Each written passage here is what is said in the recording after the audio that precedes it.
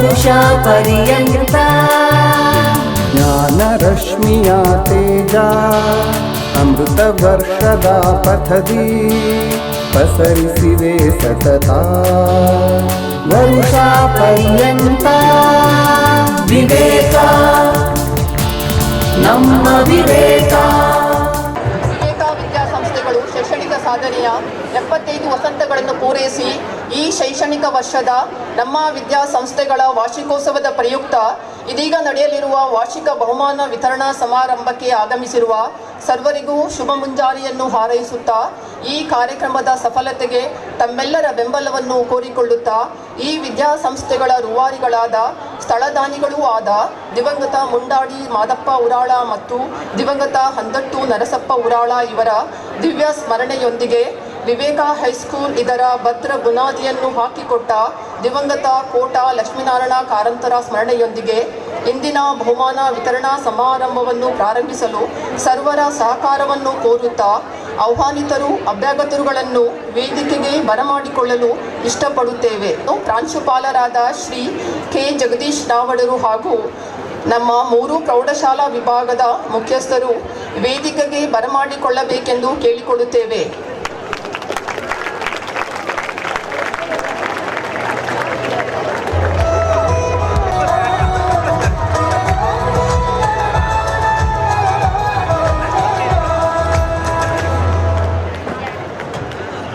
ದೇವರಲ್ಲಿ ನಂಬಿಕೆ ಜ್ಞಾನದ ಆರಂಭ.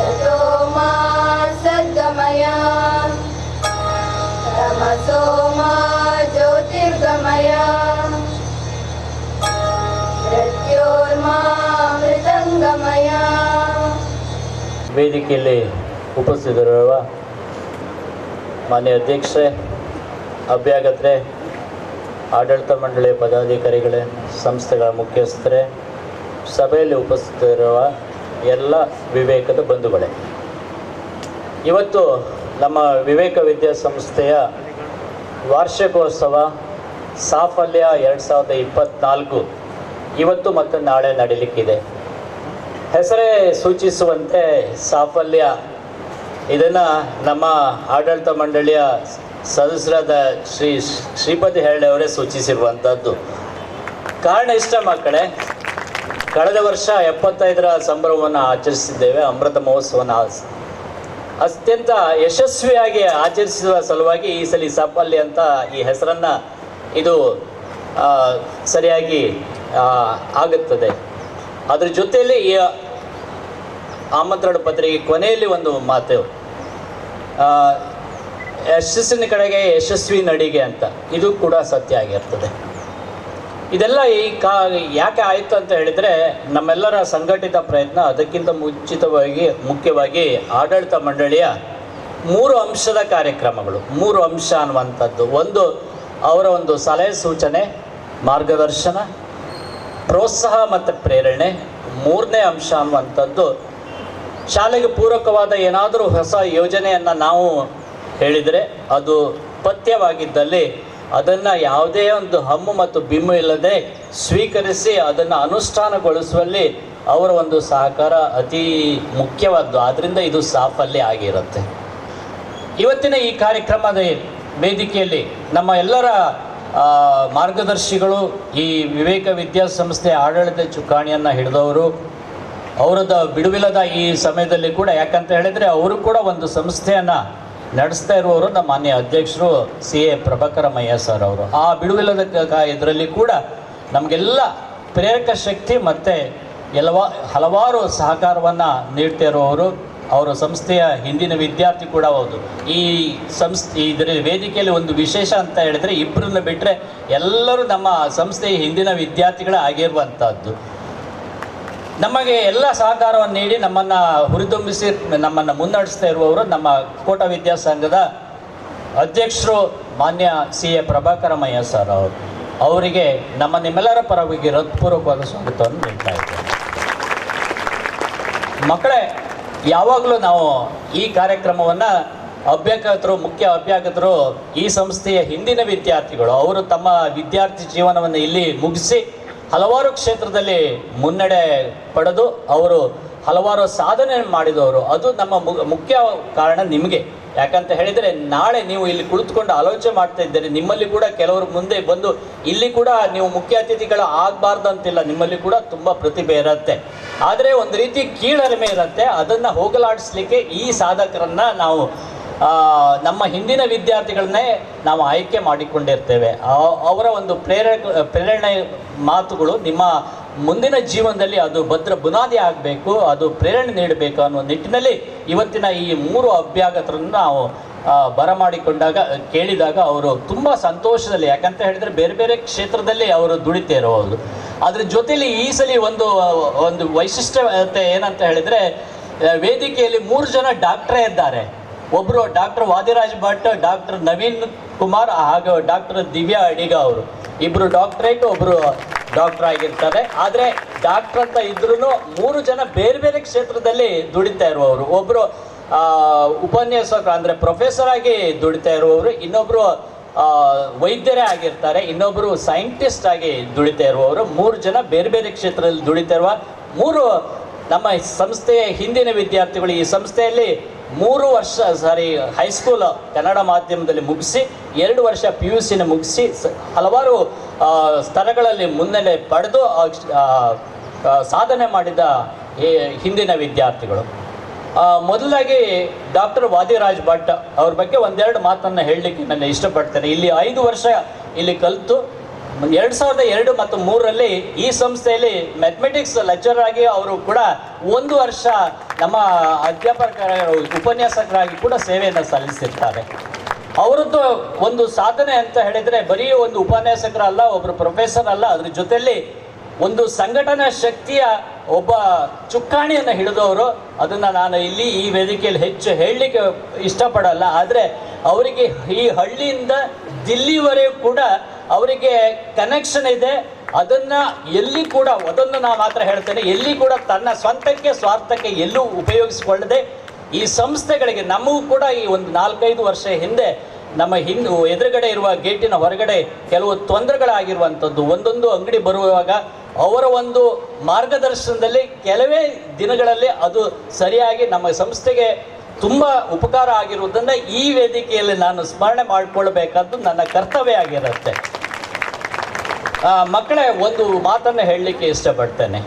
ಕಬ್ಬಿಣ ಮೃದು ಆದರೆ ಒಳ್ಳೆ ಆಯುಧ ಆಗತ್ತೆ, ಚಿನ್ನ ಮೃದು ಆದರೆ ಒಳ್ಳೆ ಆಭರಣ ಆಗತ್ತೆ, ಮಣ್ಣು ಮೃದು ಆದರೆ ಒಳ್ಳೆ ಬೆಳೆ ಬರುತ್ತೆ, ಹಿಟ್ಟು ಮೃದು ಆದರೆ ಒಳ್ಳೆ ರೊಟ್ಟಿ ಮಾಡಲಿಕ್ಕಾಗತ್ತೆ, ಒಬ್ಬ ಮನುಷ್ಯ ಮೃದು ಆದರೆ ಎಲ್ಲರ ಪ್ರೀತಿಗೆ ಪಾತ್ರ ಆಗ್ತಾರೆ. ಅಂತಹ ಒಂದು ಒಳ್ಳೆಯ ಒಂದು ಗುಣವನ್ನು ಹೊಂದಿರುವ ಸಾತ್ವಿಕ ಮನುಷ್ಯ ವಾದಿರಾಜ್ ಭಟ್.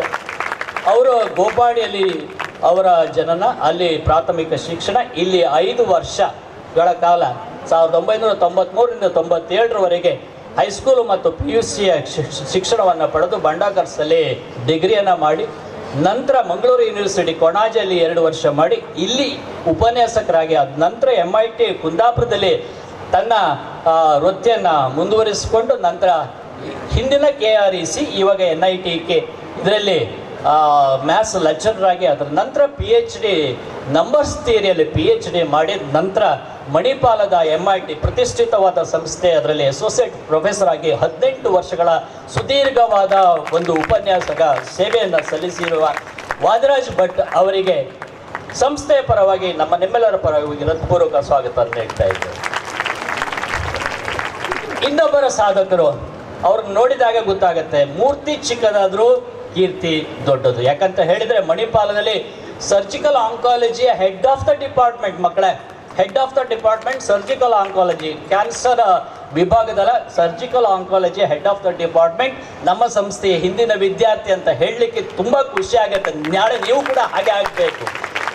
5 ವರ್ಷಗಳ ಕಾಲ ಈ ಸಂಸ್ಥೆಯ ಅಲ್ಲಿ ಕಲಿತು, ನಂತರ ಫಾದರ್ ಮುಲ್ಲರ ಆಸ್ಪತ್ರೆಯಲ್ಲಿ 2 ವರ್ಷಗಳ MBBS ಅನ್ನು ಮುಗಿಸಿ, ನಂತರ MS ಅನ್ನು ಪಾಂಡಿಚೇರಿಯಲ್ಲಿ ಮಾಡಿ, ಜಿಪ್ಮರ್ ಯೂನಿವರ್ಸಿಟಿ ಪಾಂಡಿಚೇರಿಯಲ್ಲಿ ಮಾಡಿ, ನಂತರ MCH ಇನ್ ಸರ್ಜಿಕಲ್ ಆಂಕಾಲಜಿ ಮುಂಬೈಯಲ್ಲಿ ಟಾಟಾ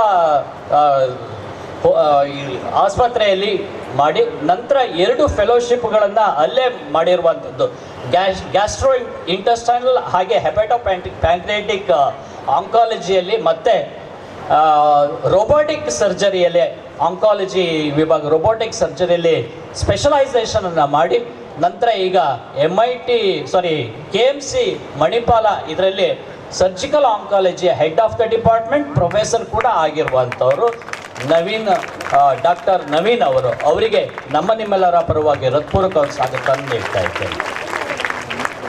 ಇನ್ನೋರ್ವರು ಕೂಡ ನಮ್ಮ ಸಂಸ್ಥೆಯ ಹಿಂದಿನ ವಿದ್ಯಾರ್ಥಿ, 3 ವರ್ಷಗಳ ಕಾಲ ಬಾಲಕಿಯರ ಪ್ರೌಢಶಾಲೆಯಲ್ಲಿ ಶಿಕ್ಷಣವನ್ನು ಮುಗಿಸಿ, ನಂತರ 2 ವರ್ಷ ನಮ್ಮ ಸಂಸ್ಥೆಯಲ್ಲಿ doctor Divya Adiga. Presently she is working in Bangalore. ಇದರಲ್ಲಿ ಟ್ರಾನ್ಸಿಷನಲ್ ಆಂಕಾಲಜಿಯಲ್ಲಿ ಸೈಂಟಿಸ್ಟ್ ಆಗಿ ವರ್ಕ್ ಮಾಡ್ತಾ ಇದ್ದಾರೆ. ದಿವ್ಯಾ ಅಡಿಗರನ್ನು ನೋಡುವಾಗ ಒಂದು ನೆನಪು ಬರುತ್ತೆ. ಯಾಕಂದರೆ ಹೇಳಿದರೆ ಒಬ್ಬ ಸ್ವಾಮಿ ವಿವೇಕಾನಂದರು ಹೇಳಿದ ನೆನಪು ಬರುತ್ತೆ. ಯಾರು ಪ್ರತಿದಿನ ಕಷ್ಟಪಡ್ತಾರೆ, ಯಾರು ಪ್ರತಿದಿನ ಪ್ರಯತ್ನ ಪಡ್ತಾರೆ, ಅವರಿಗೆ ಯಾವತ್ತೂ ಕೂಡ ಸೋಲು ಅನ್ನೋದು ಹತ್ರ ಬರಲಿಕ್ಕೆ ಭಯಪಡತ್ತೆ ಅಂತೆ. ಅದು ಅವರಿಗೆ ಸೂಕ್ತ ಆಗಿ ಕಾಣಿಸ್ತದೆ. ಯಾಕಂತ ಹೇಳಿದರೆ ಅವರ ಹಿಂದಿನ ಜೀವನ ಅನ್ನುವಂಥದ್ದು, ವಿದ್ಯಾರ್ಥಿ ಜೀವನ ಅನ್ನುವಂಥದ್ದು ಸುಖಮಯ ಅಂತ ಹೇಳಲಿಕ್ಕೆ ಆಗೋದಿಲ್ಲ. ಶಾಂತವಾದ ಪ್ರಶಾಂತವಾದ ಸಾಗರದ ಹಾಗೆ ಇರಲಿಲ್ಲ, ತಿಳಿಯಾದ ಆಕಾಶದ ಹಾಗೆ ಇರಲಿಲ್ಲ. ಅಲ್ಲಿ ಮೋಡ ಇತ್ತು, ಅಲೆ ಇತ್ತು, ತೊಂದರೆ ಇತ್ತು. ದಿವ್ಯಾ ಅಡಿಗ ಅವರು ವಿದ್ಯಾರ್ಥಿ ಜೀವನದಲ್ಲೇ ಇರುವಾಗಲೇ ಅದರ ಮನೆಯ ಜವಾಬ್ದಾರಿಯನ್ನು ಹೊರಬೇಕಾದ ಅನಿವಾರ್ಯತೆ ಬಂದಿತ್ತು. ಆದರೆ ಎಲ್ಲ ಕಷ್ಟವನ್ನು ಮೆಟ್ಟಿ ನಿಂತು ತನ್ನ ತಮ್ಮನಿಗೆ ಇಂಥ ಒಂದು ದೊಡ್ಡ ಸಂಸ್ಥೆಯನ್ನು ಈ ಅಡಿಗ ಸೌಂಡ್ಸ್ ಆವಾಗ ಇವರೇ ತೆಗೆದುಕೊಂಡು, ನಂತರ ಅದನ್ನು ತಮ್ಮನಿಗೆ ಟ್ರಾನ್ಸ್ಫರ್ ಮಾಡಿ, ನಂತರ ತನ್ನ ವಿದ್ಯಾರ್ಥಿ ಜೀವನವನ್ನು ಇಲ್ಲಿನ 5 ವರ್ಷ ನಂತರ ಬಂಡಾಕರ್ಸಲ್ಲಿ ಮುಗಿಸಿ, ನಂತರ ಸೈಂಟ್ ಅಲೋಸಿಯಸಲ್ಲಿ MSc ಬಯೋಕೆಮಿಸ್ಟ್ರಿಯಲ್ಲಿ ಮಾಡಿ, ನಂತರ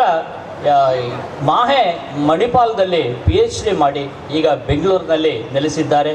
ನಮ್ಮ ಸಂಸ್ಥೆಗೆ ಬೆಂಗಳೂರಿಂದ ಇದೇ ಒಂದು ಕಾರಣಕ್ಕೆ ಒಂದೇ ಫೋನಲ್ಲಿ, ಸರ್ ನಮ್ಮ ಸಂಸ್ಥೆ ಆದ್ದರಿಂದ ಬರ್ತೇನೆ, 3 ಜನ ಕೂಡ ಹಾಗೆ ತುಂಬ ಬಿಡುವಿಲ್ಲದ ಕಾರ್ಯಕ್ರಮ ಇದ್ದರೂ ಅವರು ನಮ್ಮ ಸಂಸ್ಥೆಗೆ ಬಂದು ನಮ್ಮ ವಿದ್ಯಾರ್ಥಿಗಳಿಗೆ ಹುರಿದುಂಬಿಸಿ 1-2 ಮಾತಾಡಬೇಕಂತ ಹೇಳಿದಾಗೆ ಮನಪೂರ್ವಕವಾಗಿ ಬಂದಿದ್ದಾರೆ. ಅವರಿಗೆ ಎಲ್ಲರ ಪರವಾಗಿ ಹೃತ್ಪೂರ್ವಕ ಸ್ವಾಗತ ನೀಡ್ತಾ ಇದ್ದಾರೆ. ಮಕ್ಕಳೇ, ನಾವು ಹೇಳಿದಾಗೆ ನಮ್ಮ ಸಂಸ್ಥೆ ಈ ಯಶಸ್ವಿ ಓಟಕ್ಕೆ ಮುಖ್ಯ ಕಾರಣ ನಮ್ಮ ಆಡಳಿತ ಮಂಡಳಿ, ಇವಾಗಲೇ ಹೇಳಿದಾಗೆ ನಮ್ಮ ಅಧ್ಯಕ್ಷರು ಮತ್ತು ಕಾರ್ಯದರ್ಶಿಯವರು ಮತ್ತೆಲ್ಲ ಪದಾಧಿಕಾರಿಗಳು ಮತ್ತು ಎಲ್ಲ ಸದಸ್ಯರು ಕಾರಣ ಆಗಿರ್ತಾರೆ. ರಾಮದೇವ್ ಐತಾಳ್ ಸರ್ ಈಗ ಪ್ರೆಸೆಂಟ್ಲಿ ಅವರು ನಮ್ಮಲ್ಲಿ ಕಾರ್ಯದರ್ಶಿ ಆಗಿದ್ದರು.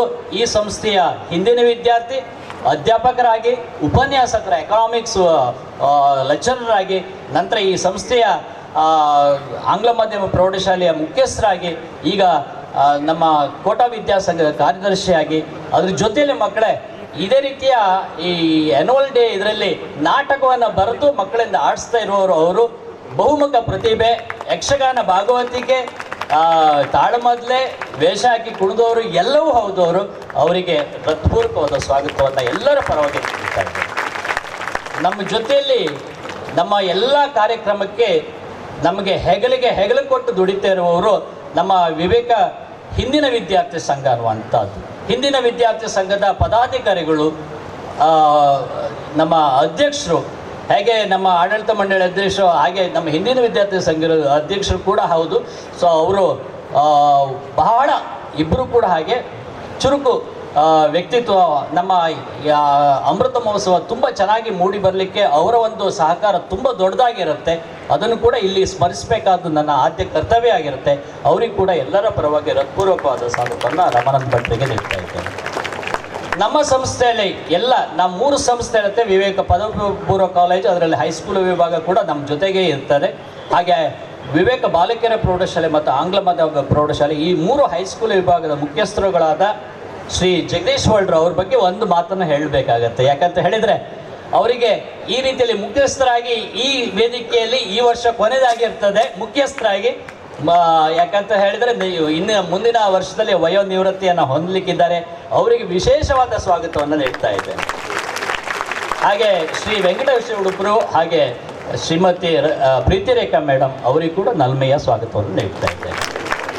ನಮ್ಮ ಆಡಳಿತ ಮಂಡಳಿಯ ಪದಾಧಿಕಾರಿಗಳು ಶ್ರೀ ಮಂಜುನಾಥ ಉಪಾಧ್ಯರಿದ್ದಾರೆ, ಸದಸ್ಯರಾದ ಶ್ರೀ ಶ್ರೀಪತಿ ಹೆರಳೆ ಸರ್ ಇದ್ದಾರೆ, ಶ್ರೀ ವಸಂತ್ ಶೆಟ್ಟರ್ ಇದ್ದಾರೆ. ನಿಮ್ಮನ್ನೆಲ್ಲರೂ ಗುರುತಿಸಿಕೊಂಡಿದ್ದೇವೆ ಸರ್. ಹಾಗೆ ನಮ್ಮ ಸಂಸ್ಥೆಯ ಉದ್ಯೋಗಿಗಳು ಇಬ್ಬರು ರಾರಾಜಿಸ್ತಾ ಇದ್ದಾರೆ. ಶ್ರೀನಿವಾಸ ಸ್ವಾಮೀಜಿ ಸರ್ ಮತ್ತು MN ಮಧ್ಯಸ್ಥರು ಇಬ್ಬರು ಕೂಡ ಇದ್ದಾರೆ. ಅವರಿಗೆ ಕೂಡ ನಲ್ಮೆಯ ಸ್ವಾಗತವನ್ನು ನೀಡ್ತಾ ಇದ್ದೇನೆ. ನಮ್ಮ ಹಿಂದಿನ ವಿದ್ಯಾರ್ಥಿಯಿಂದ ಮಾಜಿ ಅಧ್ಯಕ್ಷರು ಮಹಾಬಲೇಶ್ವರ ಆಚಾರ್ಯ ಇದ್ದೀರಿ. ಹಾಗೆ ನಮ್ಮ ಹಿಂದಿನ ವಿದ್ಯಾಸಂಘದ ಇವಾಗಿನ ಕಾರ್ಯದರ್ಶಿಗಳಾದ ಶ್ರೀ ಸುಧಾಕರ್, ನಮ್ಮ ಹಿಂದಿನ ವಿದ್ಯಾರ್ಥಿ ಕೂಡ ಹೌದು, ಅವರಿದ್ದಾರೆ. ಹಾಗೆ ನಮ್ಮ ಮಧ್ಯಸ್ಥರು ಎಲ್ಲ ನಮ್ಮ ಸಂಸ್ಥೆಯ ಹಿಂದಿನ ವಿದ್ಯಾರ್ಥಿಗಳು ಮತ್ತು ಹಿತೈಷಿಗಳು ಎಲ್ಲ ಬಂದಿದ್ದೀರಿ. ಒಂದೇ ಮಾತಿನಲ್ಲಿ ನಿಮಗೆ ಸ್ವಾಗತವನ್ನು ನೀಡ್ತಾ ಇದ್ದೇನೆ. ಸ್ನೇಹಿತರೆ, ನಮ್ಮ ಒಂದು ಈ ಕಾರ್ಯಕ್ರಮವನ್ನು ಬಿತ್ತರಿಸುವವರು ಮಾಧ್ಯಮದವರು ನಮ್ಮ ಸಂಸ್ಥೆ ಬಗ್ಗೆ ವಿಶೇಷವಾದ ಒಂದು ಮುತುವರ್ಜಿ ಮತ್ತು ಸಹಕಾರ ನೀಡ್ತಾ ಇರುವವರು ಶ್ರೀನಿವಾಸ ಉಪಾಧ್ಯಾಯರು. ಅವ್ರನ್ನ ಫೇಸ್ಬುಕ್ ಉಪಾಧ್ಯಾಯರು ಅಂತಲೇ ಕರೀತೇವೆ. ಯಾಕಂತ ಹೇಳಿದರೆ ಮಕ್ಕಳೇ, ಅವರು ಸ್ಫೂರ್ತಿ ನಿಮಗೆ. ನಿಮ್ಮ ಈ ವರ್ಷ, ಈ 10, 15, 20 ವರ್ಷದಲ್ಲಿ ನೀವು ಮುದುಕರಾಗ್ತೀರಿ. ಅವರು 80 ವರ್ಷದಲ್ಲಿ ಯುವಕರಾಗಿದ್ದಾರೆ ನೋಡಿ. ಈ ಎಲ್ಲವನ್ನು ಬಿಟ್ಟು ಯಾವ ನಿಸ್ವಾರ್ಥ ಸೇವೆಯನ್ನು ಮಾಡ್ತಾ ಇರುವ ಶ್ರೀನಿವಾಸ ಉಪಾಧ್ಯಾಯರಿಗೆ, ಹಾಗೆ ನಮ್ಮ ಸ್ನೇಹಿತರಾದ ರವೀಂದ್ರ ಕೋಟ ಅವರ ಬಗ್ಗೆ ಒಂದು ಮಾತನ್ನು ಹೇಳ್ತೇನೆ. ಅವರು ಪತ್ರಕರ್ತರು ಆಗಿರ್ಬೋದು, ಅವರ ಪಂಚವರ್ಣ ಯುವಕ ಮಂಡಲ ಅನ್ನುವಂಥದ್ದು ಅದ್ಭುತವಾದ ಕೆಲಸವನ್ನು ಮಾಡ್ತಾ ಇದೆ ಈ ಭಾಗದಲ್ಲಿ. 240ಕ್ಕೂ ಹೆಚ್ಚು ಭಾನುವಾರ ಅವರ ಒಂದು ತಂಡ ಈ ಭಾಗದಲ್ಲಿ ಕ್ಲೀನ್ ಮಾಡುವಂಥದ್ದು, ಗಿಡ ನೆಡುವಂಥದ್ದು, ಅದಕ್ಕೆ ನೀರು ಹಾಕುವಂಥದ್ದು. ಅದಕ್ಕೆ ಪದೇ ನಾವು ನಮ್ಮ ಮಕ್ಕಳಿಗೆ ಹೇಳ್ತೇವೆ, ಎಲ್ಲೂ ಪ್ಲಾಸ್ಟಿಕ್ ಎಸಿಬೇಡಿ. ಆದರೆ ಕೆಲವು ಕಿವುಡು ಮನುಷ್ಯರಿಗೆ ಅದು ಒಳಗಡೆ ಹೋಗದೇ ಇರುವಂಥದ್ದು ನನಗೆ ತುಂಬ ಬೇಜಾರಿದೆ. ಅದ್ರ ಜೊತೆಲಿ ಇದಾದರೂ ಸರಿಯಾಗಿ ಕಿವಿ ಕೇಳಿಸ್ಲಿ ಅಂತ ಹೇಳ್ತಾ ರವೀಂದ್ರ ಅವರಿಗೆ ಸ್ವಾಗತವನ್ನು ನೀಡ್ತಾ ಇದ್ದೇನೆ. ಹಾಗೆ ನಮ್ಮ ಒಂದು ತಂಡದ ಯಶಸ್ಸಿಗೆ ನಮ್ಮ ವಿವೇಕ ಟೀಮ್ ಕಾರಣ ಆಗಿರುತ್ತೆ. ಟೀಮ್ ಕಾರಣ. ನಮ್ಮ ಎಲ್ಲ ಸಹೋದ್ಯೋಗಿ ಮಿತ್ರರು, ಹೈಸ್ಕೂಲ್, ಕಾಲೇಜು ಎಲ್ಲ ಮಿತ್ರರಿಗೂ ಒಂದೇ ಮಾತಿನಲ್ಲಿ ಸ್ವಾಗತವನ್ನು ನೀಡ್ತಾ ಇದ್ದೇನೆ. ಇವತ್ತಿನ ಕಾರ್ಯಕ್ರಮ ಮಕ್ಕಳ ನಿಮ್ಮ ಕಾರ್ಯಕ್ರಮ. ಯಾಕಂತ ಹೇಳಿದರೆ ಇದು ಕೂಡ ಶಿಕ್ಷಣದ ಒಂದು ಭಾಗ ಆಗಿರುತ್ತೆ. 4 ಗೋಡೆ ಮಧ್ಯೆ ಕಲಿತದ್ದು ಮಾತ್ರ ಶಿಕ್ಷಣ ಅಲ್ಲ, ಅದರಿಂದ ಹೊರಗಡೆ ಕೂಡ ಕಲೀಲಿಕ್ಕಿದೆ. ಯಾಕಂತ ಹೇಳಿದರೆ ನೀವು ಇವತ್ತು ಪ್ರೈಸ್ ತೊಗೊಳ್ಲಿಕ್ಕಿದ್ದೀರಿ. ಒಂದು ಕಿವಿ ಮಾತು ಹೇಳ್ತೀನಿ, ಇನ್ನೊಂದು, ನೀವು ಪ್ರೈಸ್ ತೊಗೊಂಡು ಫೋಟೋವನ್ನು ಲ್ಯಾಮಿನೇಷನ್ ಮಾಡಿ ಹಾಗೆ ಇಡಿ. 20 ವರ್ಷದ ನಂತರ ನೋಡಿ, ಅದರ ಪ್ರಾಮುಖ್ಯತೆ ಗೊತ್ತಾಗುತ್ತೆ, ನಿಮ್ಗೆ ಗೊತ್ತಾಗುತ್ತೆ, ನಿಮ್ಮ ಮಕ್ಕಳಿಗೆ ಗೊತ್ತಾಗುತ್ತೆ. ಆವಾಗ ತುಂಬ ಖುಷಿ ಆಗುತ್ತೆ. ಇದು ಸತ್ಯ. ಹಾಗೆ ಈ ಕಾರ್ಯಕ್ರಮ, ಈ ಕರಿಕ್ಯುಲರ್ ಆ್ಯಕ್ಟಿವಿಟೀಸ್ ನಮ್ಮ ಮಕ್ಕಳು ಭಾಗವಹಿಸಬೇಕು. ನೀವೆಲ್ಲ ಬಂದಿದ್ದೀರಿ, ಕೊನೆಯವರೆಗೂ ನೀವು ನಮಗೆ ಸಪೋರ್ಟ್ ಮಾಡಬೇಕು ಅಂತ ಹೇಳ್ತಾ ಎಲ್ಲರಿಗೂ ಒಂದೇ ಮಾತಿನಲ್ಲಿ ಸ್ವಾಗತ, ನಮಸ್ಕಾರಗಳು.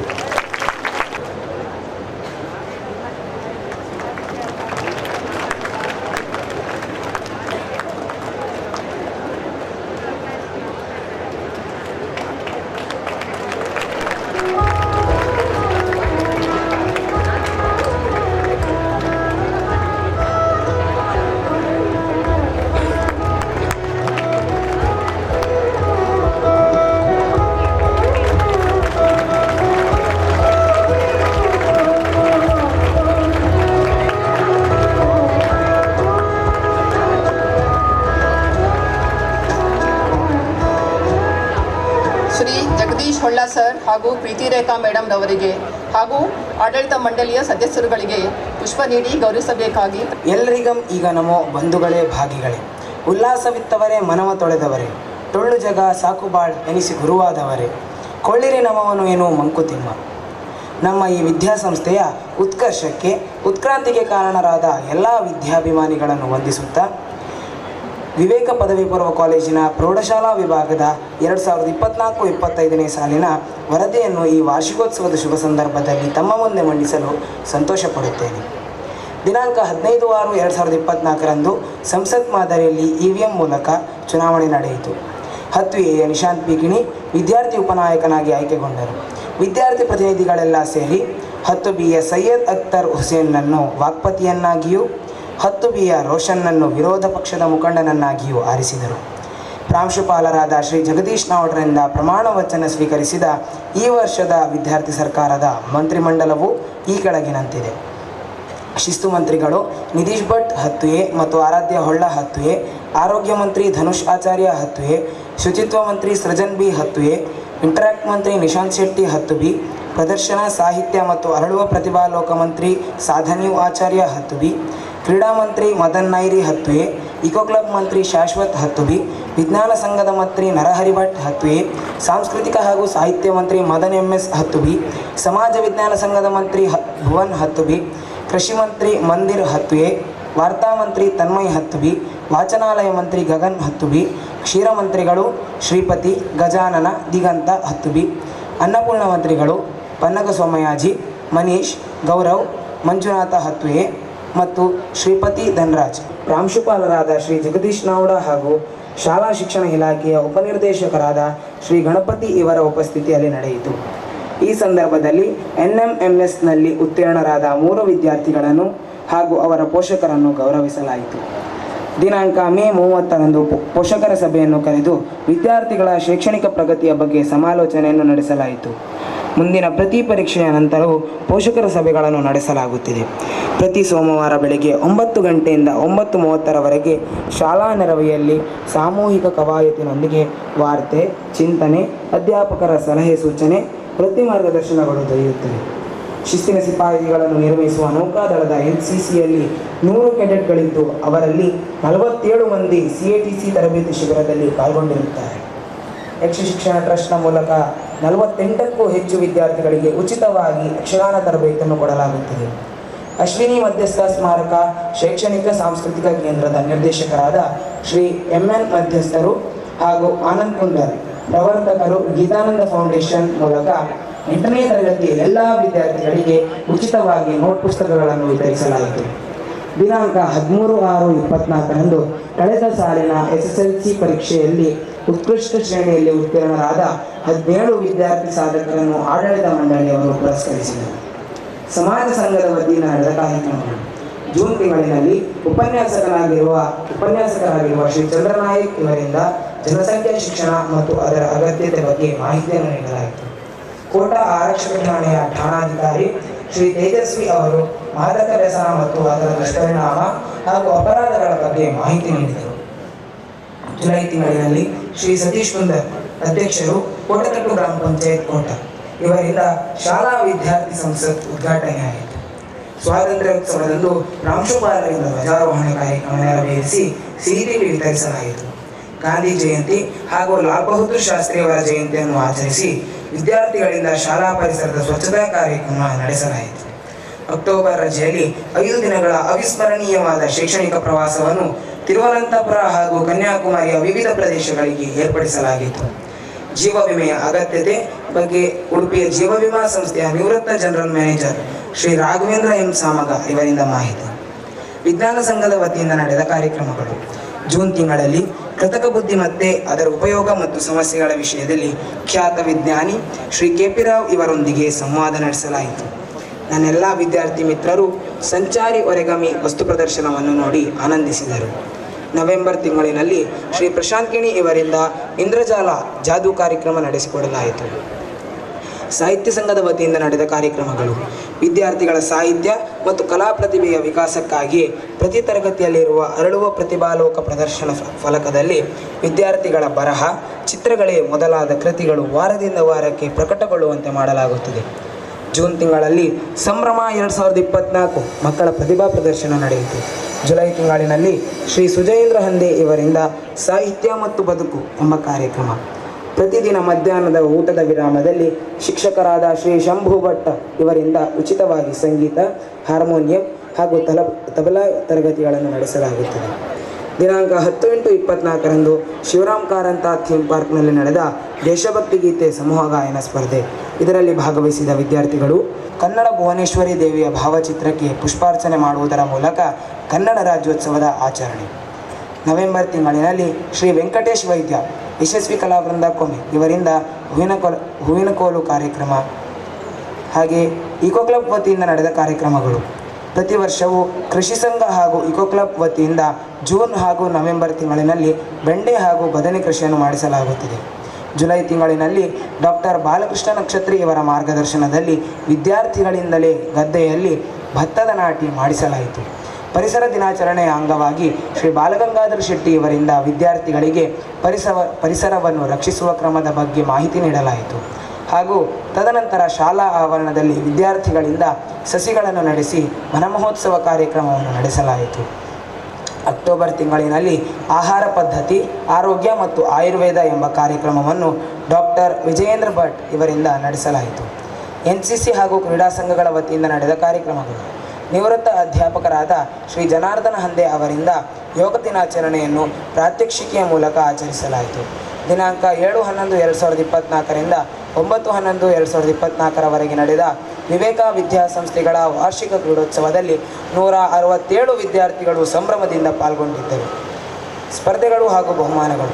ಮಹಿಳೆಯರು ಮತ್ತು ಮಕ್ಕಳ ಅಭಿವೃದ್ಧಿ ಇಲಾಖೆಯವರು ಕೊಡುವ ಶೌರ್ಯ ಪ್ರಶಸ್ತಿಗೆ ನಮ್ಮ ಶಾಲೆಯ 8ನೇ ತರಗತಿಯ ವಿದ್ಯಾರ್ಥಿ ಧೀರಜ್ ಐತಾಳ್ ಭಾಜನನಾಗಿದ್ದಾರೆ.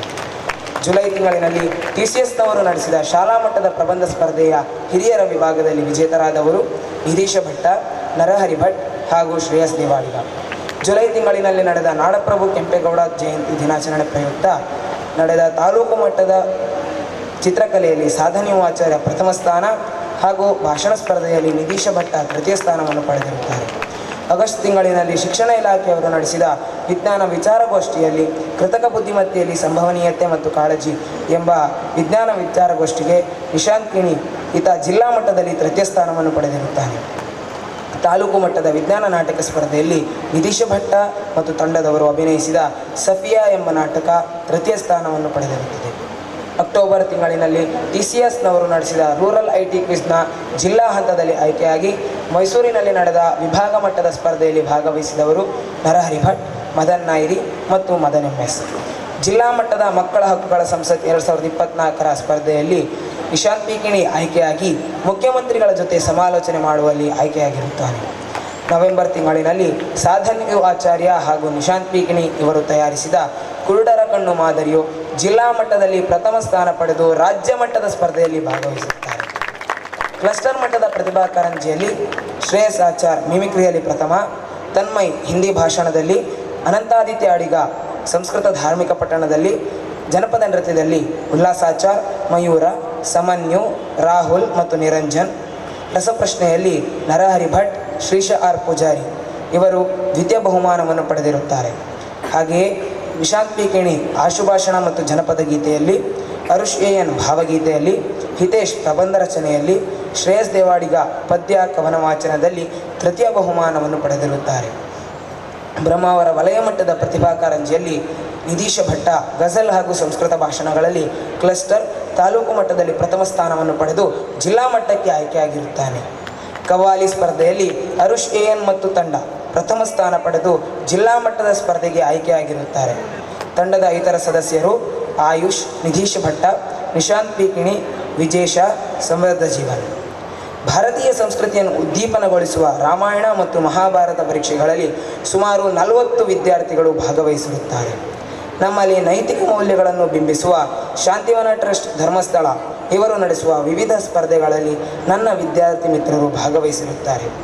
ತಾಲೂಕು ಮಟ್ಟದ ಸ್ಪರ್ಧೆಯಲ್ಲಿ ಭಾಗವಹಿಸಿದ ವಿದ್ಯಾರ್ಥಿಗಳು ಚಿತ್ರಕಲೆಯಲ್ಲಿ ಹಿತೇಶ್, ಭಾಷಣದಲ್ಲಿ ಅನಂತಾದಿತ್ಯ ಅಡಿಗ, ಪ್ರಬಂಧ ಸ್ಪರ್ಧೆಯಲ್ಲಿ ಶ್ರೇಯಸ್ ದೇವಾಡಿಗ, ಕಂಠಪಾಠ ಸ್ಪರ್ಧೆಯಲ್ಲಿ ನಿಧೀಶ್ ಭಟ್ಟ ಈತ ಜಿಲ್ಲಾ ಮಟ್ಟದಲ್ಲಿ ದ್ವಿತೀಯ ಸ್ಥಾನ ಪಡೆದು ವಲಯ ಮಟ್ಟಕ್ಕೆ ಆಯ್ಕೆಯಾಗಿರುತ್ತಾರೆ. ವಿವಿಧ ಕ್ರೀಡಾಕೂಟಗಳಲ್ಲಿ ನನ್ನ ಹೆಮ್ಮೆಯ ಗೆಳೆಯರು ಪಡೆದ ಬಹುಮಾನಗಳು. ತಾಲೂಕು ಮಟ್ಟದ ಯೋಗಾಸನ ಸ್ಪರ್ಧೆಯಲ್ಲಿ ಅಥರ್ವ ಪ್ರಥಮ ಸ್ಥಾನ ಪಡೆದು ಜಿಲ್ಲಾ ಮಟ್ಟದ ಸ್ಪರ್ಧೆಗೆ ಆಯ್ಕೆಯಾಗಿರುತ್ತಾನೆ. ತಾಲೂಕು ಮಟ್ಟದ ಕರಾಟೆ ಸ್ಪರ್ಧೆಯಲ್ಲಿ ದಿಗಂತ ದ್ವಿತೀಯ ಸ್ಥಾನವನ್ನು ಪಡೆದಿರುತ್ತಾನೆ. ಜಿಲ್ಲಾ ಮಟ್ಟದ ಈಜು ಸ್ಪರ್ಧೆಯಲ್ಲಿ ಚಿನ್ಮಯಿ ಮಯ್ಯ 100 ಮೀಟರ್ ಮಿಡ್ಲೆ ರಿಲೇ ದ್ವಿತೀಯ, 100 ಮೀಟರ್ ಬಟರ್ಫ್ಲೈ ದ್ವಿತೀಯ, 100 ಮೀಟರ್ ಬ್ಯಾಕ್ ಸ್ಟ್ರೋಕ್ ತೃತೀಯ ಸ್ಥಾನವನ್ನು ಪಡೆದಿರುತ್ತಾನೆ. ಹಾಗೆಯೇ ಮದನ್ MS 100 ಮೀಟರ್ ಫ್ರೀಸ್ಟೈಲ್ ತೃತೀಯ, 100 ಮೀಟರ್ ಬೆಸ್ಟ್ ಸ್ಟ್ರೋಕ್ ತೃತೀಯ ಸ್ಥಾನವನ್ನು ಪಡೆದಿರುತ್ತಾನೆ. ಬ್ರಹ್ಮಾವರ ತಾಲೂಕು ಮಟ್ಟದಲ್ಲಿ ನಡೆದ ಕುಸ್ತಿ ಪಂದ್ಯಾಟದಲ್ಲಿ ಶ್ರೇಯಸ್ 51 kg ವಿಭಾಗದಲ್ಲಿ, ವೈಭವ್ 60 kg ವಿಭಾಗದಲ್ಲಿ, ಆರಾಧ್ಯ ಹೊಳ್ಳ 93 kg ವಿಭಾಗದಲ್ಲಿ, ಅಹಾನ್ 38 kg ವಿಭಾಗದಲ್ಲಿ ದ್ವಿತೀಯ ಸ್ಥಾನವನ್ನು ಪಡೆದಿರುತ್ತಾರೆ. ಹಾಗೆಯೇ ಮದನ್ ನೈರಿ 65 kg ವಿಭಾಗದಲ್ಲಿ, ರೋಷನ್ ಜಿ 45 kg ವಿಭಾಗದಲ್ಲಿ, ನಿಶಾಂತ್ ಕಿಣಿ 71 kg ವಿಭಾಗದಲ್ಲಿ, ಕಾರ್ತಿಕ್ ಶೆಟ್ಟಿ 80 kg ವಿಭಾಗದಲ್ಲಿ, ಮೊಹಮ್ಮದ್ ಸಿರಾಜ್ 55 kg ವಿಭಾಗದಲ್ಲಿ, ಹೇಮಂತ್ 48 kg ಹಾಗೂ ಮನೋಜ್ 35 kg ವಿಭಾಗದಲ್ಲಿ ತೃತೀಯ ಸ್ಥಾನವನ್ನು ಪಡೆದಿರುತ್ತಾರೆ. ಜಿಲ್ಲಾ ಮಟ್ಟದ ಕುಸ್ತಿ ಪಂದ್ಯಾಟದಲ್ಲಿ ವಂಶಿತ್ 57 kg ವಿಭಾಗದಲ್ಲಿ ದ್ವಿತೀಯ ಸ್ಥಾನವನ್ನು ಪಡೆದಿರುತ್ತಾರೆ. ಜಿಲ್ಲಾ ಮಟ್ಟದಲ್ಲಿ ಪ್ರಥಮ ಸ್ಥಾನ ಪಡೆದ ಅಮಿತ್ ಜಿ ಮತ್ತು ನಿಹಾನ್ ರಾಜ್ಯ ಮಟ್ಟದ ಸ್ಪರ್ಧೆಗೆ ಆಯ್ಕೆಯಾಗಿರುತ್ತಾರೆ. ಬಾಲಕರ ತಾಲೂಕು ಕ್ರಿಕೆಟ್ ತಂಡದ ಆಯ್ಕೆ ಪ್ರಕ್ರಿಯೆಯಲ್ಲಿ 17ರ ವಯೋಮಾನದ ಬಾಲಕರ ಜಿಲ್ಲಾ ಮಟ್ಟದ ತಂಡಕ್ಕೆ ಆಯ್ಕೆಯಾಗಿ ಜಿಲ್ಲಾ ಮಟ್ಟದಲ್ಲಿ ಬ್ರಹ್ಮಾವರ ತಂಡದ ಪರವಾಗಿ ಆಟವಾಡಿ ದ್ವಿತೀಯ ಸ್ಥಾನವನ್ನು ಪಡೆದವರು ನಾಗಭೂಷಣ, ಆಕಾಶ್, ಸಮೃದ್ಧ, ನಂದನ. ಇವರಲ್ಲಿ ಸಮೃದ್ಧನು ಮೈಸೂರು ವಿಭಾಗ ಮಟ್ಟದ ಸ್ಪರ್ಧೆಯಲ್ಲಿ ಉಡುಪಿ ಜಿಲ್ಲಾ ತಂಡದ ಪರವಾಗಿ ಆಟವಾಡಿ ದ್ವಿತೀಯ ಸ್ಥಾನವನ್ನು ಪಡೆದಿರುತ್ತಾನೆ.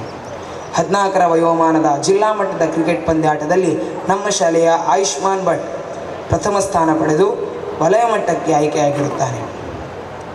ತಾಲೂಕು ತಂಡಗಳ ಆಯ್ಕೆ ಪಂದ್ಯಾಟದಲ್ಲಿ ವಂಶಿತ್ ಜಿಲ್ಲಾ ಮಟ್ಟದ ಕಬಡ್ಡಿ ಪಂದ್ಯಾಟಕ್ಕೆ ಆಯ್ಕೆಯಾಗಿ ಬ್ರಹ್ಮಾವರ ವಲಯದ ಪರವಾಗಿ ಆಟವಾಡಿ ಪ್ರಥಮ ಸ್ಥಾನವನ್ನು ಹಾಗೂ ಉತ್ತಮ ಆಲ್ರೌಂಡರ್ ಪ್ರಶಸ್ತಿಯನ್ನು ಪಡೆದಿರುತ್ತಾನೆ ಮತ್ತು ಮೈಸೂರು ವಿಭಾಗ ಮಟ್ಟದಲ್ಲಿಯೂ ತೃತೀಯ ಸ್ಥಾನವನ್ನು ಪಡೆದಿರುತ್ತಾನೆ.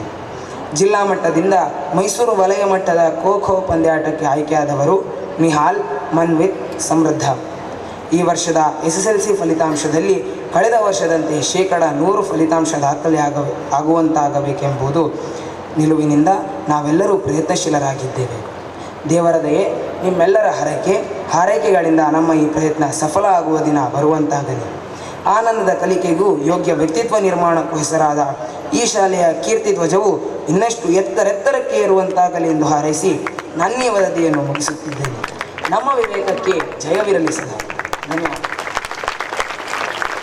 ಅಧ್ಯಕ್ಷರಿಗೆ, ವೇದಿಕೆಯಲ್ಲಿ ಉಪಸ್ಥಿತರಿರುವ ಗಣ್ಯರಿಗೆ ಹಾಗೂ ಪೂಜ್ಯ ಗುರುವೃಂದಕ್ಕೆ, ಆಡಳಿತ ಮಂಡಳಿಯ ಹಾಗೂ ಹಿಂದಿನ ವಿದ್ಯಾರ್ಥಿ ಸಂಘದ ಪದಾಧಿಕಾರಿಗಳಿಗೆ, ಎಲ್ಲ ಆಹ್ವಾನಿತರಿಗೆ ಹಾಗೂ ನನ್ನೊಲವಿನ ಸ್ನೇಹಿತರಿಗೆ ಗೌರವಪೂರ್ವಕವಾದ ನಮನವನ್ನು ಸಲ್ಲಿಸುತ್ತಾ ತಮ್ಮೆಲ್ಲರ ಅನುಮತಿಯ ಮೇರೆಗೆ 2024-25ನೇಯ ಶೈಕ್ಷಣಿಕ ವರ್ಷದ ವಿದ್ಯಾರ್ಥಿ ಸರಕಾರದ ವರದಿಯನ್ನು ತಮ್ಮ ಮುಂದಿಡಲು ಹರ್ಷಿಸುತ್ತೇನೆ. ವಿದ್ಯಾರ್ಥಿಗಳಿಗೆ ಪ್ರಜಾಪ್ರಭುತ್ವ ಮೌಲ್ಯಗಳ ಮತ್ತು ಸಂಸದೀಯ ನಡವಳಿಕೆಗಳ ಅರಿವನ್ನು ಮೂಡಿಸಿ ಅವರನ್ನು ಪ್ರಜ್ಞಾವಂತ ಪ್ರಜೆಗಳಾಗಿ ರೂಪಿಸುವ ಗುರಿಯನ್ನು ಹೊಂದಿರತಕ್ಕಂತಹ ಶಾಲಾ ಸಂಸತ್ತಿನ ರಚನೆಯು 15/6/2024ರಂದು ನಡೆದ ಚುನಾವಣೆಯಲ್ಲಿ ಕೇಶವೋಪಾಧ್ಯಾಯ ಸೆಕೆಂಡ್ ಬಿ ವಿದ್ಯಾರ್ಥಿ ನಾಯಕನಾಗಿ ಹಾಗೂ ವಿದ್ಯಾರ್ಥಿನಿ ಮುಖಂಡರುಗಳಾಗಿ ಶ್ರುತಾರ್ ಹೆಬ್ಬಾರ್ ಸೆಕೆಂಡ್ ಬಿ ಮತ್ತು ಸಮೀಕ್ಷಾ ಜೋಗಿ ಸೆಕೆಂಡ್ ಜಿ ಇವರು ಆಯ್ಕೆಯಾಗಿರುತ್ತಾರೆ. ಹಾಗೂ ಶಾಲಾ ಸಂಸತ್ತಿನ ವಾಕ್ಪತಿಯಾಗಿ ಅದಿತಿ ದೇವಿ ಸೆಕೆಂಡ್ ಹೆಚ್ ಇವರು ಆರಿಸಲ್ಪಟ್ಟಿರುತ್ತಾರೆ. ದಿನಾಂಕ 8/7/2024ರಂದು ವಿದ್ಯಾರ್ಥಿ ಸಂಸತ್ತನ್ನು ಕೋಟದಡ್ಡು ಗ್ರಾಮ ಪಂಚಾಯತ್ ಅಧ್ಯಕ್ಷರಾದ ಶ್ರೀ ಸತೀಶ್ ಕುಂದರ್ ಇವರು ಉದ್ಘಾಟಿಸಿರುತ್ತಾರೆ.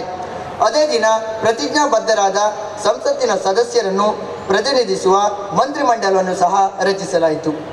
ವರದಿ ವರ್ಷದಲ್ಲಿ ವಿದ್ಯಾರ್ಥಿ ಸರ್ಕಾರವು ತನ್ನ ಅಂಗ ಸಂಘಗಳಾದ ಸಾಹಿತ್ಯ ಸಂಘ, ಇಂಟರ್ನೆಟ್ ಕ್ಲಬ್, ಸಮಾಜ ಸೇವಾ ಸಂಘ, ವಾಣಿಜ್ಯ ಸಂಘ, ವಿಜ್ಞಾನ ಸಂಘವಾಗಿರುವ ವಿಷನ್ ಹಾಗೂ ಕ್ರೀಡಾ ವಿಭಾಗಗಳ ಮೂಲಕ ವಿದ್ಯಾರ್ಥಿಗಳ ಪ್ರತಿಭೆಯ ಸಸಿಗೆ ಸಾರ ನೀರೆರೆಯಬಲ್ಲ ಹಾಗೂ ಅವರ ವ್ಯಕ್ತಿತ್ವದ ಬೆಳವಣಿಗೆಗೆ ಪೂರಕವೂ ಪ್ರೇರಕವೂ ಆಗಬಲ್ಲ 10 ಹಲವು ಕಾರ್ಯಕ್ರಮಗಳನ್ನು ಯಶಸ್ವಿಯಾಗಿ ನಡೆಸಿದೆ ಎಂದು ತಿಳಿಸಲು ಸಂತೋಷಿಸುತ್ತೇನೆ. ಯಶಸ್ಸಿನ ಶಿಲ್ಪಗಳ ಪ್ರತಿಬಿಂಬವನ್ನು ಈಗ ತಮ್ಮ ಮುಂದಿಡ ಬಯಸುತ್ತೇನೆ. ಪ್ರತಿ ಬಾರಿಯಂತೆ ಈ ಬಾರಿಯೂ ವಿಜ್ಞಾನ, ವಾಣಿಜ್ಯ ಹಾಗೂ ಕಲಾ ವಿಭಾಗಗಳಲ್ಲಿ ವಿಶಿಷ್ಟ ಶ್ರೇಣಿಯನ್ನು ಪಡೆದವರನ್ನು ಗುರುತಿಸುವ ಕಾರ್ಯಕ್ರಮ ಪ್ರತಿಭಾ ಪುರಸ್ಕಾರ 11 ಮತ್ತು 12 ಜುಲೈ 2024ರಂದು ನಡೆಯಿತು. ಇದರಲ್ಲಿ 370 ಮಂದಿ ವಿಶಿಷ್ಟ ಶ್ರೇಣಿಯನ್ನು ಸಾಧಕರನ್ನು ಪೋಷಕರ ಗುರುವೃಂದದ ಆಡಳಿತ ಮಂಡಳಿಯ ಮತ್ತು ಕಿರಿಯ ವಿದ್ಯಾರ್ಥಿಗಳ ಸಮಕ್ಷಮದಲ್ಲಿ ಅಭಿನಂದಿಸಲಾಯಿತು. ಆಗಸ್ಟ್ 15ರಂದು ಸ್ವಾತಂತ್ರ್ಯೋತ್ಸವ ಸಭೆ ಮತ್ತು ವಿಶೇಷ ಕಾರ್ಯಕ್ರಮಗಳನ್ನು ಪ್ರಾಂಶುಪಾಲರ ಅಧ್ಯಕ್ಷತೆಯಲ್ಲಿ ಜರುಗಿದವು. ಅಕ್ಟೋಬರ್ 2ನೇ ತಾರೀಕಿನಂದು ಗಾಂಧಿ ಜಯಂತಿಯ ಪ್ರಯುಕ್ತ ನಮ್ಮ ಸಂಸ್ಥೆಯ ಸಮಾಜ ಸೇವಾ ಸಂಘವನ್ನು ಶ್ರೀ ಮುರಳಿ ಕಾಡೇಕರ್, ಕಾರ್ಯದರ್ಶಿ, ಯಕ್ಷಗಾನ ಕಲಾಕೇಂದ್ರ ಉಡುಪಿ ಇವರು ಉದ್ಘಾಟಿಸಿದರು. ಸಂಘದ ಆಶ್ರಯದಲ್ಲಿ ವಿದ್ಯಾರ್ಥಿಗಳು ಶಾಲಾ ಮೈದಾನದ ಸ್ವಚ್ಛತೆ ಮತ್ತು ವನ ಮಹೋತ್ಸವ ಕಾರ್ಯಕ್ರಮಗಳಲ್ಲಿ ಸಕ್ರಿಯವಾಗಿ ಪಾಲ್ಗೊಂಡಿದ್ದರು. ನವೆಂಬರ್ 1ರಂದು ಕರ್ನಾಟಕ ರಾಜ್ಯೋತ್ಸವವನ್ನು ಆಚರಿಸಲಾಯಿತು. ದಿನಾಂಕ 4/6/2024ರಂದು ನಮ್ಮ ಕಾಲೇಜಿನ ವಿಜ್ಞಾನ ಸಂಘ ವಿಷನ್ ಇದರ ಉದ್ಘಾಟನೆಯನ್ನು MIT ಮಣಿಪಾಲದ ಡಾಕ್ಟರ್ ರವಿ ಪ್ರಕಾಶ್ ವೈ ಇವರು ಉದ್ಘಾಟಿಸುತ್ತಾರೆ. ನಂತರ ಸೈಂಟಿಫಿಕ್ ಥಿಂಕಿಂಗ್ ಎನ್ನುವ ವಿಷಯದ ಕುರಿತು ಪವರ್ ಪಾಯಿಂಟಿಂಗ್ ಪ್ರೆಸೆಂಟೇಷನ್ ಅನ್ನು ವಿದ್ಯಾರ್ಥಿಗಳ ಮನಮುಟ್ಟುವಂತೆ ನೀಡಿರುತ್ತಾರೆ. ದಿನಾಂಕ 8/6/2024ರಂದು Manipal academy of higher education ಇವರು ನಡೆಸಿದ ಇನ್ಸ್ಪೈರ್ ಜೂನಿಯರ್ ಎನ್ನುವ ಕಾರ್ಯಕ್ರಮದಲ್ಲಿ ಕೇಶವ ಉಪಾಧ್ಯಾಯ, ಆರನ್, ಸನಾತನ್ ಇವರು ಭಾಗವಹಿಸಿರುತ್ತಾರೆ. ವಿಜ್ಞಾನ ಸಂಘದ ವತಿಯಿಂದ ನಮ್ಮ ಹಳೆ ವಿದ್ಯಾರ್ಥಿ ಶ್ರೀಮತಿ ಶ್ರೀರಕ್ಷಾ ಇವರು ಪಾಸಿಟಿವಿಟಿ ಫಾರ್ ಬೆಟರ್ ಲೈಫ್ ಎನ್ನುವ ವಿಷಯದಲ್ಲಿ ಹಾಗೂ ವಿಶ್ವಾಸ್ ನಾವಡಕೆ ಇವರು ವಿದ್ಯಾರ್ಥಿಗಳೊಂದಿಗೆ ಚರ್ಚಾ ಕಾರ್ಯಕ್ರಮವನ್ನು ನಡೆಸಿರುತ್ತಾರೆ. ಹಾಗೆ ಶ್ರೀ ಪ್ರತೀಶ್ ಭಟ್ ಇವರು ಸೈಬರ್ ಸೆಕ್ಯೂರಿಟಿಯ ಕುರಿತು ಮಾಹಿತಿಯನ್ನು ನೀಡಿರುತ್ತಾರೆ. ಅದಲ್ಲದೆ ಮೈಸೂರಿನಲ್ಲಿ ನಡೆದ ವಲಯ ಮಟ್ಟದ ರೂರಲ್ IT ಕ್ವಿಜ್ನಲ್ಲಿ ನನ್ನ ಮಿತ್ರರಾದ ಶಿವಪ್ರಸಾದ್, ಆನಂದ್, ಸನತ್ ಪೂಜಾರಿ ಇವರು ಭಾಗವಹಿಸಿರುತ್ತಾರೆ. ವಿವಿಧ ಕಾಲೇಜುಗಳಲ್ಲಿ ನಡೆಸಿದ ವಿಜ್ಞಾನ ಸಂಬಂಧಪಟ್ಟ ಸ್ಪರ್ಧೆಗಳಲ್ಲಿ ಸನಾತನ್, ನಾದೇಶ್, ಸಿಂಚನಾ, ಶ್ರೀಕಾ, ಹಸ್ಮಿಯಾ, ಸನತ್ ಪೂಜಾರಿ, ಕವನ್ ಶೆಟ್ಟಿ, ಶಿವಪ್ರಸಾದ್, ಸತ್ಯಪ್ರಸಾದ್, ಶ್ರೀರಾಮ್, ಕೇಶವೋಪಾಧ್ಯಾಯ, ನಿಧಿಶ್ರೀ, ಶ್ರೀನಿಧಿ, ಸಮೀಕ್ಷಾ ಹಾಗೂ ಪ್ರತೀಕ್ಷಾ ಬಹುಮಾನವನ್ನು ಪಡೆದು ಸಂಸ್ಥೆ ಕೀರ್ತಿಯನ್ನು ಹೆಚ್ಚಿಸಿದ್ದಾರೆ. ಪ್ರಸಕ್ತ ಸಾಲಿನ ಸಾಹಿತ್ಯ ಸಂಘದ ಉದ್ಘಾಟನೆಯು ದಿನಾಂಕ 15/7/2024ರಂದು ವಿವೇಕ ಬಾಲಕಿಯರ ಪ್ರೌಢಶಾಲೆ ಶಿಕ್ಷಕರಾದ ಶ್ರೀ ನರೇಂದ್ರ ಕುಮಾರ್ ಇವರಿಂದ ಉದ್ಘಾಟನೆಗೊಂಡಿತು. ದಿನಾಂಕ 5/8/2024ರಂದು ಕಾಲೇಜಿನ ಇಂಟರಾಕ್ಟ್ ಕ್ಲಬ್ನ ಪದಗ್ರಹಣ ಸಮಾರಂಭದ ಉದ್ಘಾಟನೆಯು ರೊಟೇರಿಯನ್ ತಿಮ್ಮ ಪೂಜಾರಿ ಅವರು ನಡೆಸಿಕೊಟ್ಟಿರುತ್ತಾರೆ. ರಾಜ್ಯ ಮಟ್ಟದ ಮಕ್ಕಳ ಹಕ್ಕುಗಳ 2024 ಸಂಸತ್ತು ಸ್ಪರ್ಧೆಗೆ ಸುರಕ್ಷಾ ಇವಳು ಆಯ್ಕೆಯಾಗಿ ಮುಖ್ಯಮಂತ್ರಿ ಆಪ್ತ ಕಾರ್ಯದರ್ಶಿಯೊಂದಿಗೆ ಮಾತುಕತೆಯನ್ನು ನಡೆಸಿರುತ್ತಾಳೆ. ಅಲ್ಲದೆ ಈ ಶೈಕ್ಷಣಿಕ ವರ್ಷದಲ್ಲಿ ನಡೆದ ಸಾಂಸ್ಕೃತಿಕ ಮತ್ತು ಸಾಹಿತ್ಯಿಕ ಕಾರ್ಯಕ್ರಮಗಳಲ್ಲಿಯೂ ಕೂಡ ಇಂಟರಾಕ್ಟ್ ಕ್ಲಬ್ನ ಸಹಭಾಗಿತ್ವ ನೀಡಿದೆ. 2024-25ನೇ ಸಾಲಿನ ಪದವಿ ಪೂರ್ವ ಶಿಕ್ಷಣ ಇಲಾಖೆ ವತಿಯಿಂದ ನಡೆಸಿದ ಸಾಂಸ್ಕೃತಿಕ ಸಹಪಠ್ಯೇತರ ಸ್ಪರ್ಧೆಗಳಲ್ಲಿ ಭಾಗವಹಿಸಿ ಶ್ರೀರಕ್ಷಾ ಸೋಮಯಾಜಿ, ಅಭಿರಾಮ್ ಅಡಿಗ, ಶರದಿ, SP ಶ್ರುತಿ, ನಯನಾ YS ಪ್ರಶಸ್ತಿಯನ್ನು ಪಡೆದು ಮೈಸೂರು ವಿಭಾಗ ಮಟ್ಟದ ಸ್ಪರ್ಧೆಗೆ ಆಯ್ಕೆಯಾಗಿರುತ್ತಾರೆ. ನಮ್ಮ ಸಂಸ್ಥೆಯಲ್ಲಿರುವ ಒಳಾಂಗಣ ಕ್ರೀಡಾಂಗಣ ಸುಸಜ್ಜಿತವಾದ ಓಟದ ಮೈದಾನ, ಕ್ರೀಡಾ ಚಟುವಟಿಕೆಗಳಿಗೆ ಪ್ರೇರಕವಾದ ಸ್ಥಳಾವಕಾಶ, ಎಲ್ಲಕ್ಕಿಂತ ಮಿಗಿಲಾಗಿ ಸಂಸ್ಥೆಯ 4 ಮಂದಿ ಕ್ರೀಡಾ ಶಿಕ್ಷಕರ ಮಾರ್ಗದರ್ಶನಗಳಿಂದ ಕ್ರೀಡಾ ಚಟುವಟಿಕೆಗಳೆಲ್ಲದರಲ್ಲೂ ಸಹ ನನ್ನ ಸ್ನೇಹಿತರು ಹಿಂದೆ ಬಿದ್ದಿಲ್ಲ. ಅಂತರ್ಶಾಲಾ ಸ್ಪರ್ಧೆಗಳಲ್ಲಿ ಪ್ರಶಸ್ತಿ ಗಳಿಸಿದ ನನ್ನೆಲ್ಲ ಸಹೋದರ ಸಹೋದರಿಯರಿಗೆ ಅಭಿನಂದನೆಗಳನ್ನು ಸಲ್ಲಿಸ್ತೇನೆ. ನಮ್ಮ ಶಾಲೆಯ ಹೆಮ್ಮೆ ವಿದ್ಯಾರ್ಥಿ ಶೋಭಿತ್ ಇವರು ರಾಜ್ಯ ಮಟ್ಟದ ವಾಲಿಬಾಲ್ ಪಂದ್ಯಾಟದಲ್ಲಿ ಭಾಗವಹಿಸಿ ಪ್ರಥಮ ಸ್ಥಾನವನ್ನು ಪಡೆದಿರುತ್ತಾರೆ. ಹಾಗೆಯೇ ಕಬಡ್ಡಿ ಪಂದ್ಯಾಟದಲ್ಲಿ ಪ್ರಜ್ವಲ್, ಆಕಾಶ್, ವರುಣ್, ಕುಸ್ತಿ ಪಂದ್ಯಾಟದಲ್ಲಿ ವರುಣ್, ರಿತೇಶ್ ಬೈರಿ, ಈಜು ಸ್ಪರ್ಧೆಯಲ್ಲಿ ವೈಭವ್, ಶ್ರೇಯಾಂಕ್ ಕೈತಾಳ್, ಆಯುಷ್ ಆರ್ ರಾವ್, ವೈಷ್ಣವಿ ಬೆಟ್ಟಿನ್, ಥ್ರೋಬಾಲ್ ಪಂದ್ಯಾಟದಲ್ಲಿ ದಶಮಿ ಎಲ್ ಶಿವಗಂಗೆ ಹಾಗೂ ಸೃಷ್ಟಿ ಇವರು ಪ್ರಶಸ್ತಿ ಗಳಿಸಿ ರಾಜ್ಯ ಮಟ್ಟದ ಸ್ಪರ್ಧೆಯಲ್ಲಿ ಭಾಗವಹಿಸಿರುತ್ತಾರೆ. ನಮ್ಮ ಸಂಸ್ಥೆಯ ಕ್ರೀಡಾಂಗಣದಲ್ಲಿ ನಡೆದಂತಹ ತಾಲೂಕು ಮಟ್ಟದ ಥ್ರೋಬಾಲ್ ಪಂದ್ಯಾಟದಲ್ಲಿ ಸ್ವಯಂ ಸೇವಕರಾಗಿ ಸಹಕಾರ ನೀಡಿದ ನನ್ನೆಲ್ಲ ನೆಚ್ಚಿನ ಸ್ನೇಹಿತರಿಗೆ ಕೃತಜ್ಞತೆಗಳನ್ನು ಸಲ್ಲಿಸುತ್ತೇನೆ. ವಿದ್ಯಾಭಿಮಾನಿಗಳೇ, ವಿವೇಕ ವಿದ್ಯಾಸಂಸ್ಥೆಗಳ ಸಾಧಕರ ವರದಿಗೆ ಅಂತ್ಯವಿಲ್ಲ. ಅದನ್ನು ಕ್ರೋಢೀಕರಿಸಿ ತಮ್ಮ ಮುಂದೆ ಪ್ರಸ್ತುತಪಡಿಸಿದ್ದೇನೆ.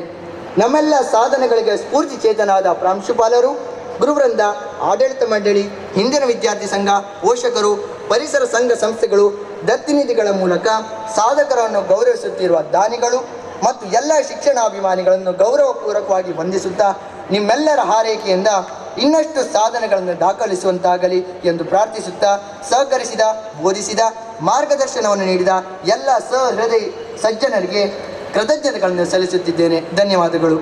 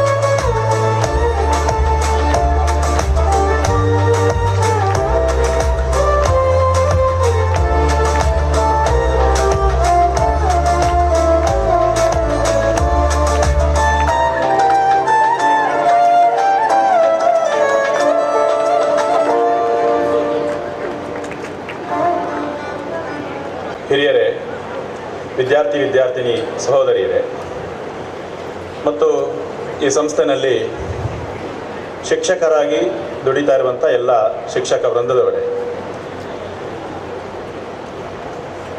ಒಂದು ಕಾಲ್ ಸೆಂಟರ್ನಲ್ಲಿ ಒಬ್ಬ ಕಾಲ್ ಸೆಂಟರಿಗೆ ಫೋನ್ ಮಾಡ್ತಾನೆ. ಫೋನ್ ಮಾಡಿ ಕಾಲ್ ಸೆಂಟರ್ನಲ್ಲಿ ಆತ ಮಾತಾಡ್ತಾ ಇರಬೇಕಾದ್ರೆ ಆಚೆಯಿಂದ ಇನ್ನೊಬ್ಬ ಲೋ ಮಗ ಕನ್ನಡದಲ್ಲಿ ಮಾತಾಡು ಅಂತ ಹೇಳ್ತಾನೆ. ಯಾಕೆ ಅಂತೇಳಿದರೆ ಅವನಿಗೆ ಯಾರು ಮಾತಾಡ್ತಾ ಇರೋದು ಅಂತ ಗೊತ್ತಾಗುತ್ತೆ. ಕಾಲ್ ಸೆಂಟರ್ನಲ್ಲಿ ಸಾಮಾನ್ಯ ದೇಶ ವಿದೇಶಗಳ ಮಧ್ಯದಲ್ಲಿ ಇಂಗ್ಲೀಷ್ನಲ್ಲಿ ಸಂಭಾಷಣೆ ನಡೀತಾ ಇರುತ್ತೆ. ಇವನು ಸಹಜವಾಗಿ ಇಂಗ್ಲೀಷ್ನಲ್ಲೇ ಮಾತಾಡ್ತಾ ಇರಬೇಕಾದ್ರೆ ಆಚೆಯಿಂದ ಲೋ ಮಗ ಕನ್ನಡದಲ್ಲಿ ಮಾತಾಡು ಅಂತ ಹೇಳ್ತಾನೆ. ಇದು ಯಾಕೆ ನೆನಪಾಡ್ಕೊಳ್ತಾ ಇದ್ದೇನೆ ಅಂತೇಳಿದರೆ, ಇಲ್ಲಿ ಬೇರೆ ಅನೇಕ ಕಡೆಗಳಲ್ಲಿ ಹೋಗಿ ಈ ರೀತಿ ಸಭೆಯಲ್ಲಿ ಭಾಗವಹಿಸಿ ಮಾತಾಡಿದಾಗೆ ಅಲ್ಲ ಇಲ್ಲಿ ಮಾತಾಡೋದು. ಯಾಕಂತೇಳಿದರೆ ಇಲ್ಲಿ ನನಗೆ ಪಾಠ ಮಾಡಿದಂಥ ಹಿರಿಯರು ಇದ್ದಾರೆ, ಯಾರ ಜೊತೆಗೆ ನಾನು ಇಲ್ಲಿ ಪಾಠ ಕಲ್ತಿದ್ದೇನೋ ಅಂಥವರು ಇದ್ದಾರೆ, ಮತ್ತು ಯಾರ ಜೊತೆಗೆ ವಿದ್ಯಾರ್ಥಿ ಜೀವನದಲ್ಲಿ ಏನೆಲ್ಲ ತಮಾಷೆ ಗಮ್ಮತ್ತು ಮಾಡ್ಬೋದೋ ಆ ರೀತಿ ಜೀವನ ನಡೆಸಿ ಈಗ ಇಲ್ಲಿ ಅವರು ಶಿಕ್ಷಕರಾಗಿ ಇಲ್ಲಿರುವಂಥ ವಿದ್ಯಾರ್ಥಿಗಳಿಗೆ ಯಾರು ಬೋಧನೆ ಮಾಡ್ತಾರೋ ಅಂಥವರು ಇಲ್ಲಿದ್ದಾರೆ. ಮುಂದೆ ಒಂದು ಭವ್ಯ ಜೀವನವನ್ನು ನಡೆಸಬೇಕಾದಂತಹ ವಿದ್ಯಾರ್ಥಿ ವೃಂದದವರು ಕೂಡ ಇಲ್ಲಿದ್ದೇವೆ. ಹಾಗಾಗಿ ಇದು ಒಂದು ವಿಶೇಷವಾದಂತಹ ಮಿಶ್ರಣ ಇರುವಂತಹ ಒಂದು ಸಭೆ. ಮತ್ತು ಮನೆಯಲ್ಲೇ ಹರಟೆ ಹೊಡ್ಕೊಂಡು ಊಟ ತಿಂಡಿ ಮಾಡ್ಕೊಂಡಿರುವಂಥವನಿಗೆ ಒಂದು ದಿವಸ ಇದ್ದಕ್ಕಿದ್ದಾಗೆ ಅಲ್ಲೊಂದು ವೇದಿಕೆ ಮಾಡಿಕೊಂಡು ಅದರಲ್ಲಿ ನೀನು ಎಲ್ಲರಿಗೂ ಮಾತಾಡು ಅಂತ ಹೇಳಿದರೆ ಹೇಗಾಗುತ್ತೆ? ಆ ರೀತಿಯಲ್ಲಿ ಒಂದು ಔಪಚಾರಿಕ ವ್ಯವಸ್ಥೆ ಮಧ್ಯದಲ್ಲಿ ಅಧಿಕೃತವಾಗಿ ಮಾತಾಡಬೇಕು ಅಂತ ಪ್ರಾಂಶುಪಾಲರು ಹೇಳಿದ್ದಾರೆ. ವಿವೇಕ ವಿದ್ಯಾಸಂಸ್ಥೆ ಈ ಭಾಗ ಅಂತ ಹೇಳಿದರೆ ಅದಕ್ಕೆ ಯಾವುದು ಬೌಂಡ್ರಿ ಅಂತ ಇಟ್ಕೊಳ್ಬೇಕು ಅಂತ ಗೊತ್ತಾಗಲ್ಲ. ಸಾಮಾನ್ಯವಾಗಿ ಸುತ್ತಮುತ್ತ ಇರುವಂತಹ ನೂರಾರು ಗ್ರಾಮಗಳಿಂದ ಸಾವಿರಾರು ವಿದ್ಯಾರ್ಥಿಗಳು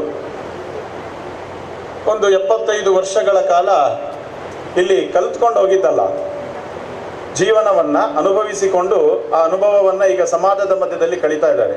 ಅಂತಹ ಒಂದು ಶ್ರೇಷ್ಠವಾದಂತಹ ಖ್ಯಾತಿಯ ಪಡ್ಕೊಂಡಿರುವಂಥ ಒಂದು ವಿದ್ಯಾಸಂಸ್ಥೆ. ನಾನು ಈ ವಿದ್ಯಾಸಂಸ್ಥೆಗೆ ವಿದ್ಯಾರ್ಥಿಯಾಗಿ ಇಲ್ಲಿ ಸೇರಬೇಕಾದ್ರೆ 7ನೇ ತರಗತಿ ಮುಗಿಸ್ಕೊಂಡು ನಾನು ಇಲ್ಲಿಗೆ ಸೇರಿಸ್ಬೇಕಾದ್ರೆ ನನಗೆ ಭಾಳ ಏನೂ ಗೊತ್ತಿರಲಿಲ್ಲ. ಆದರೆ ನಮ್ಮ ಊರಿನಲ್ಲಿ ನಮ್ಮ ಮನೆಯವರಿಗೆಲ್ಲ ಕೋಟಾ ಹೈಸ್ಕೂಲಿಗೆ ಹೋಗ್ತಾ ಇದ್ದಾನೆ ಅಂತ ಹೇಳ್ಕೊಳ್ಳೋದೇ ಒಂದು ದೊಡ್ಡ ಹೆಮ್ಮೆ. ಇಲ್ಲೇ ಒಂದು 5-6 ಕಿಲೋಮೀಟರ್ ದೂರದಲ್ಲಿರುವಂಥ ಒಂದು ಗ್ರಾಮದಿಂದ 5-6 ಕಿಲೋಮೀಟರ್ ಈಚೆ ಇರುವಂಥ ಒಂದು ಶಾಲೆಗೆ ಆಗಲೂ ಹಾಗೆ ಸೇರಬೇಕಾದ್ರೆ ಕಷ್ಟ. ಇಲ್ಲಿರುವಂಥವರಿಗೆ ಸ್ವಲ್ಪ ಹೆಚ್ಚು ನಾವು ಸೀಟ್ ಕೊಡೋದು, ಸ್ವಲ್ಪ ದೂರದವ್ರಿಗೆ ಕಷ್ಟ ಅನ್ನುವಂಥ ರೀತಿಯಲ್ಲಿ ನಮಗೆ ಸೀಟ್ ಕೊಟ್ಟಿರೋದು. ಅಂದರೆ ಈಗ ಏನೋ ವಿದೇಶಗಳಿಗೆ ಹೋಗಿ ವಿದ್ಯಾಭ್ಯಾಸ ಮಾಡ್ತಾ ಇದ್ದಾರೆ ಅಂತಲೇ ಹೇಳ್ಕೊಳ್ಳಿಕ್ಕೆ ತಂದೆ ತಾಯಿಗೆ ಹೇಗೆ ಒಂದು ಹೆಮ್ಮೆ ಅನಿಸುತ್ತೋ ಅಂಥ ಪರಿಸ್ಥಿತಿ ನಾನು ಇಲ್ಲಿಗೆ ಶಿಕ್ಷಣ ಪಡೆಯಲಿಕ್ಕೆ ವಿದ್ಯಾರ್ಥಿಯಾಗಿ ಬಂದಂಥ ಸಂದರ್ಭದಲ್ಲಿ ಪರಿಸ್ಥಿತಿ ಇತ್ತು. ಆದರೆ ಈಗ ನೋಡಿದರೆ ಇವತ್ತು ಹಳದಿ ಬಸ್ಸಿನಲ್ಲಿ ದೂರದ ಊರಿಗೆ ಶಿಕ್ಷಣಕ್ಕೋಸ್ಕರ ಇನ್ನು ಮಾತಾಡ್ಲಿಕ್ಕೆ ಬರದೇ ಇರುವಂಥ ಮಗುವನ್ನು ಕಲಿಸುವ ಕಾಲದಲ್ಲಿ ಇವತ್ತು ಈ ಭಾಗದ ನೂರಾರು ಗ್ರಾಮಗಳಿಗೆ ಇದು ನಮ್ಮ ಶಾಲೆ ಅಂತ ಅನಿಸಿದೆ. ಯಾಕೆ ಅಂತ ಹೇಳಿದರೆ ಇವತ್ತಿನ ಆಧುನಿಕ ಜೀವನ, ಆಧುನಿಕ ತಂತ್ರಜ್ಞಾನ, ಪ್ರಯೋಗಶೀಲತೆಯ ಮಧ್ಯದಲ್ಲಿ ಸಾಂಪ್ರದಾಯಿಕವಾದಂಥ ಒಂದು ಶೈಕ್ಷಣಿಕ ವ್ಯವಸ್ಥೆಗೆ ಬೆನ್ನು ಕೊಡದೆ ಆಧುನಿಕತೆಯನ್ನು ರೂಢಿಸಿಕೊಂಡು ಅಭಿವೃದ್ಧಿ, ಪ್ರಗತಿ, ವಿಕಾಸ ಏನೆಲ್ಲ ಹೇಳ್ತೇವೋ ಇದೆಲ್ಲದಕ್ಕೂ ಕೂಡ ಇದೆಲ್ಲವನ್ನ ಸವಾಲಾಗಿ ಸ್ವೀಕರಿಸಿ ಮುಂದಕ್ಕೆ ಹೋಗ್ತಾ ಇರುವಂಥ ಒಂದು ಶೈಕ್ಷಣಿಕ ಸಂಸ್ಥೆ ಕೋಟಾ ವಿದ್ಯಾಸಂಸ್ಥೆ, ಈ ನಮ್ಮ ವಿವೇಕ ವಿದ್ಯಾಸಂಸ್ಥೆ. ಹಾಗೆ ಇವತ್ತಿನ ನಾಗಾಲೋಟ ಹೇಗಿದೆ ಅಂತ ಹೇಳಿದರೆ, ಸಾಮಾನ್ಯವಾಗಿ ನಮ್ಮ ಸಂಸ್ಕೃತಿನಲ್ಲಿ ಶಿಕ್ಷಣಕ್ಕೆ ಬಹಳ ಮಹತ್ವ ಇದೆ. ಆದರೆ ಶಿಕ್ಷಣ ಅಂತ ಹೇಳಿದರೆ ಒಂದು ಅಧಿಕೃತವಾದಂಥ ಸಾಂಸ್ಥಿಕ ಸ್ವರೂಪದಲ್ಲಿ ಪಡಿಬೇಕು ಅನ್ನೋದೇನಿರಲಿಲ್ಲ. ಅದನ್ನು ಶಿಕ್ಷಣ ಅಂತ ಹೇಳ್ಕೋ, ಅಕ್ಷರ ಅಂತ ಹೇಳ್ಬೇಕು, ವಿದ್ಯೆ ಅಂತ ಹೇಳಬೇಕು, ಅಥವಾ ಜ್ಞಾನದ ದಾರಿ ಅಂತ ಹೇಳಬೇಕು, ಏನೋ ಗೊತ್ತಿಲ್ಲ. ಆದರೆ ನಮ್ಮ ಪರಂಪರೆಯಲ್ಲಿ ಸಾವಿದ್ಯಾ ಯಾ ವಿಮುಕ್ತಯೇ ಅನ್ನೋದು ಒಂದು ನಂಬಿಕೆ.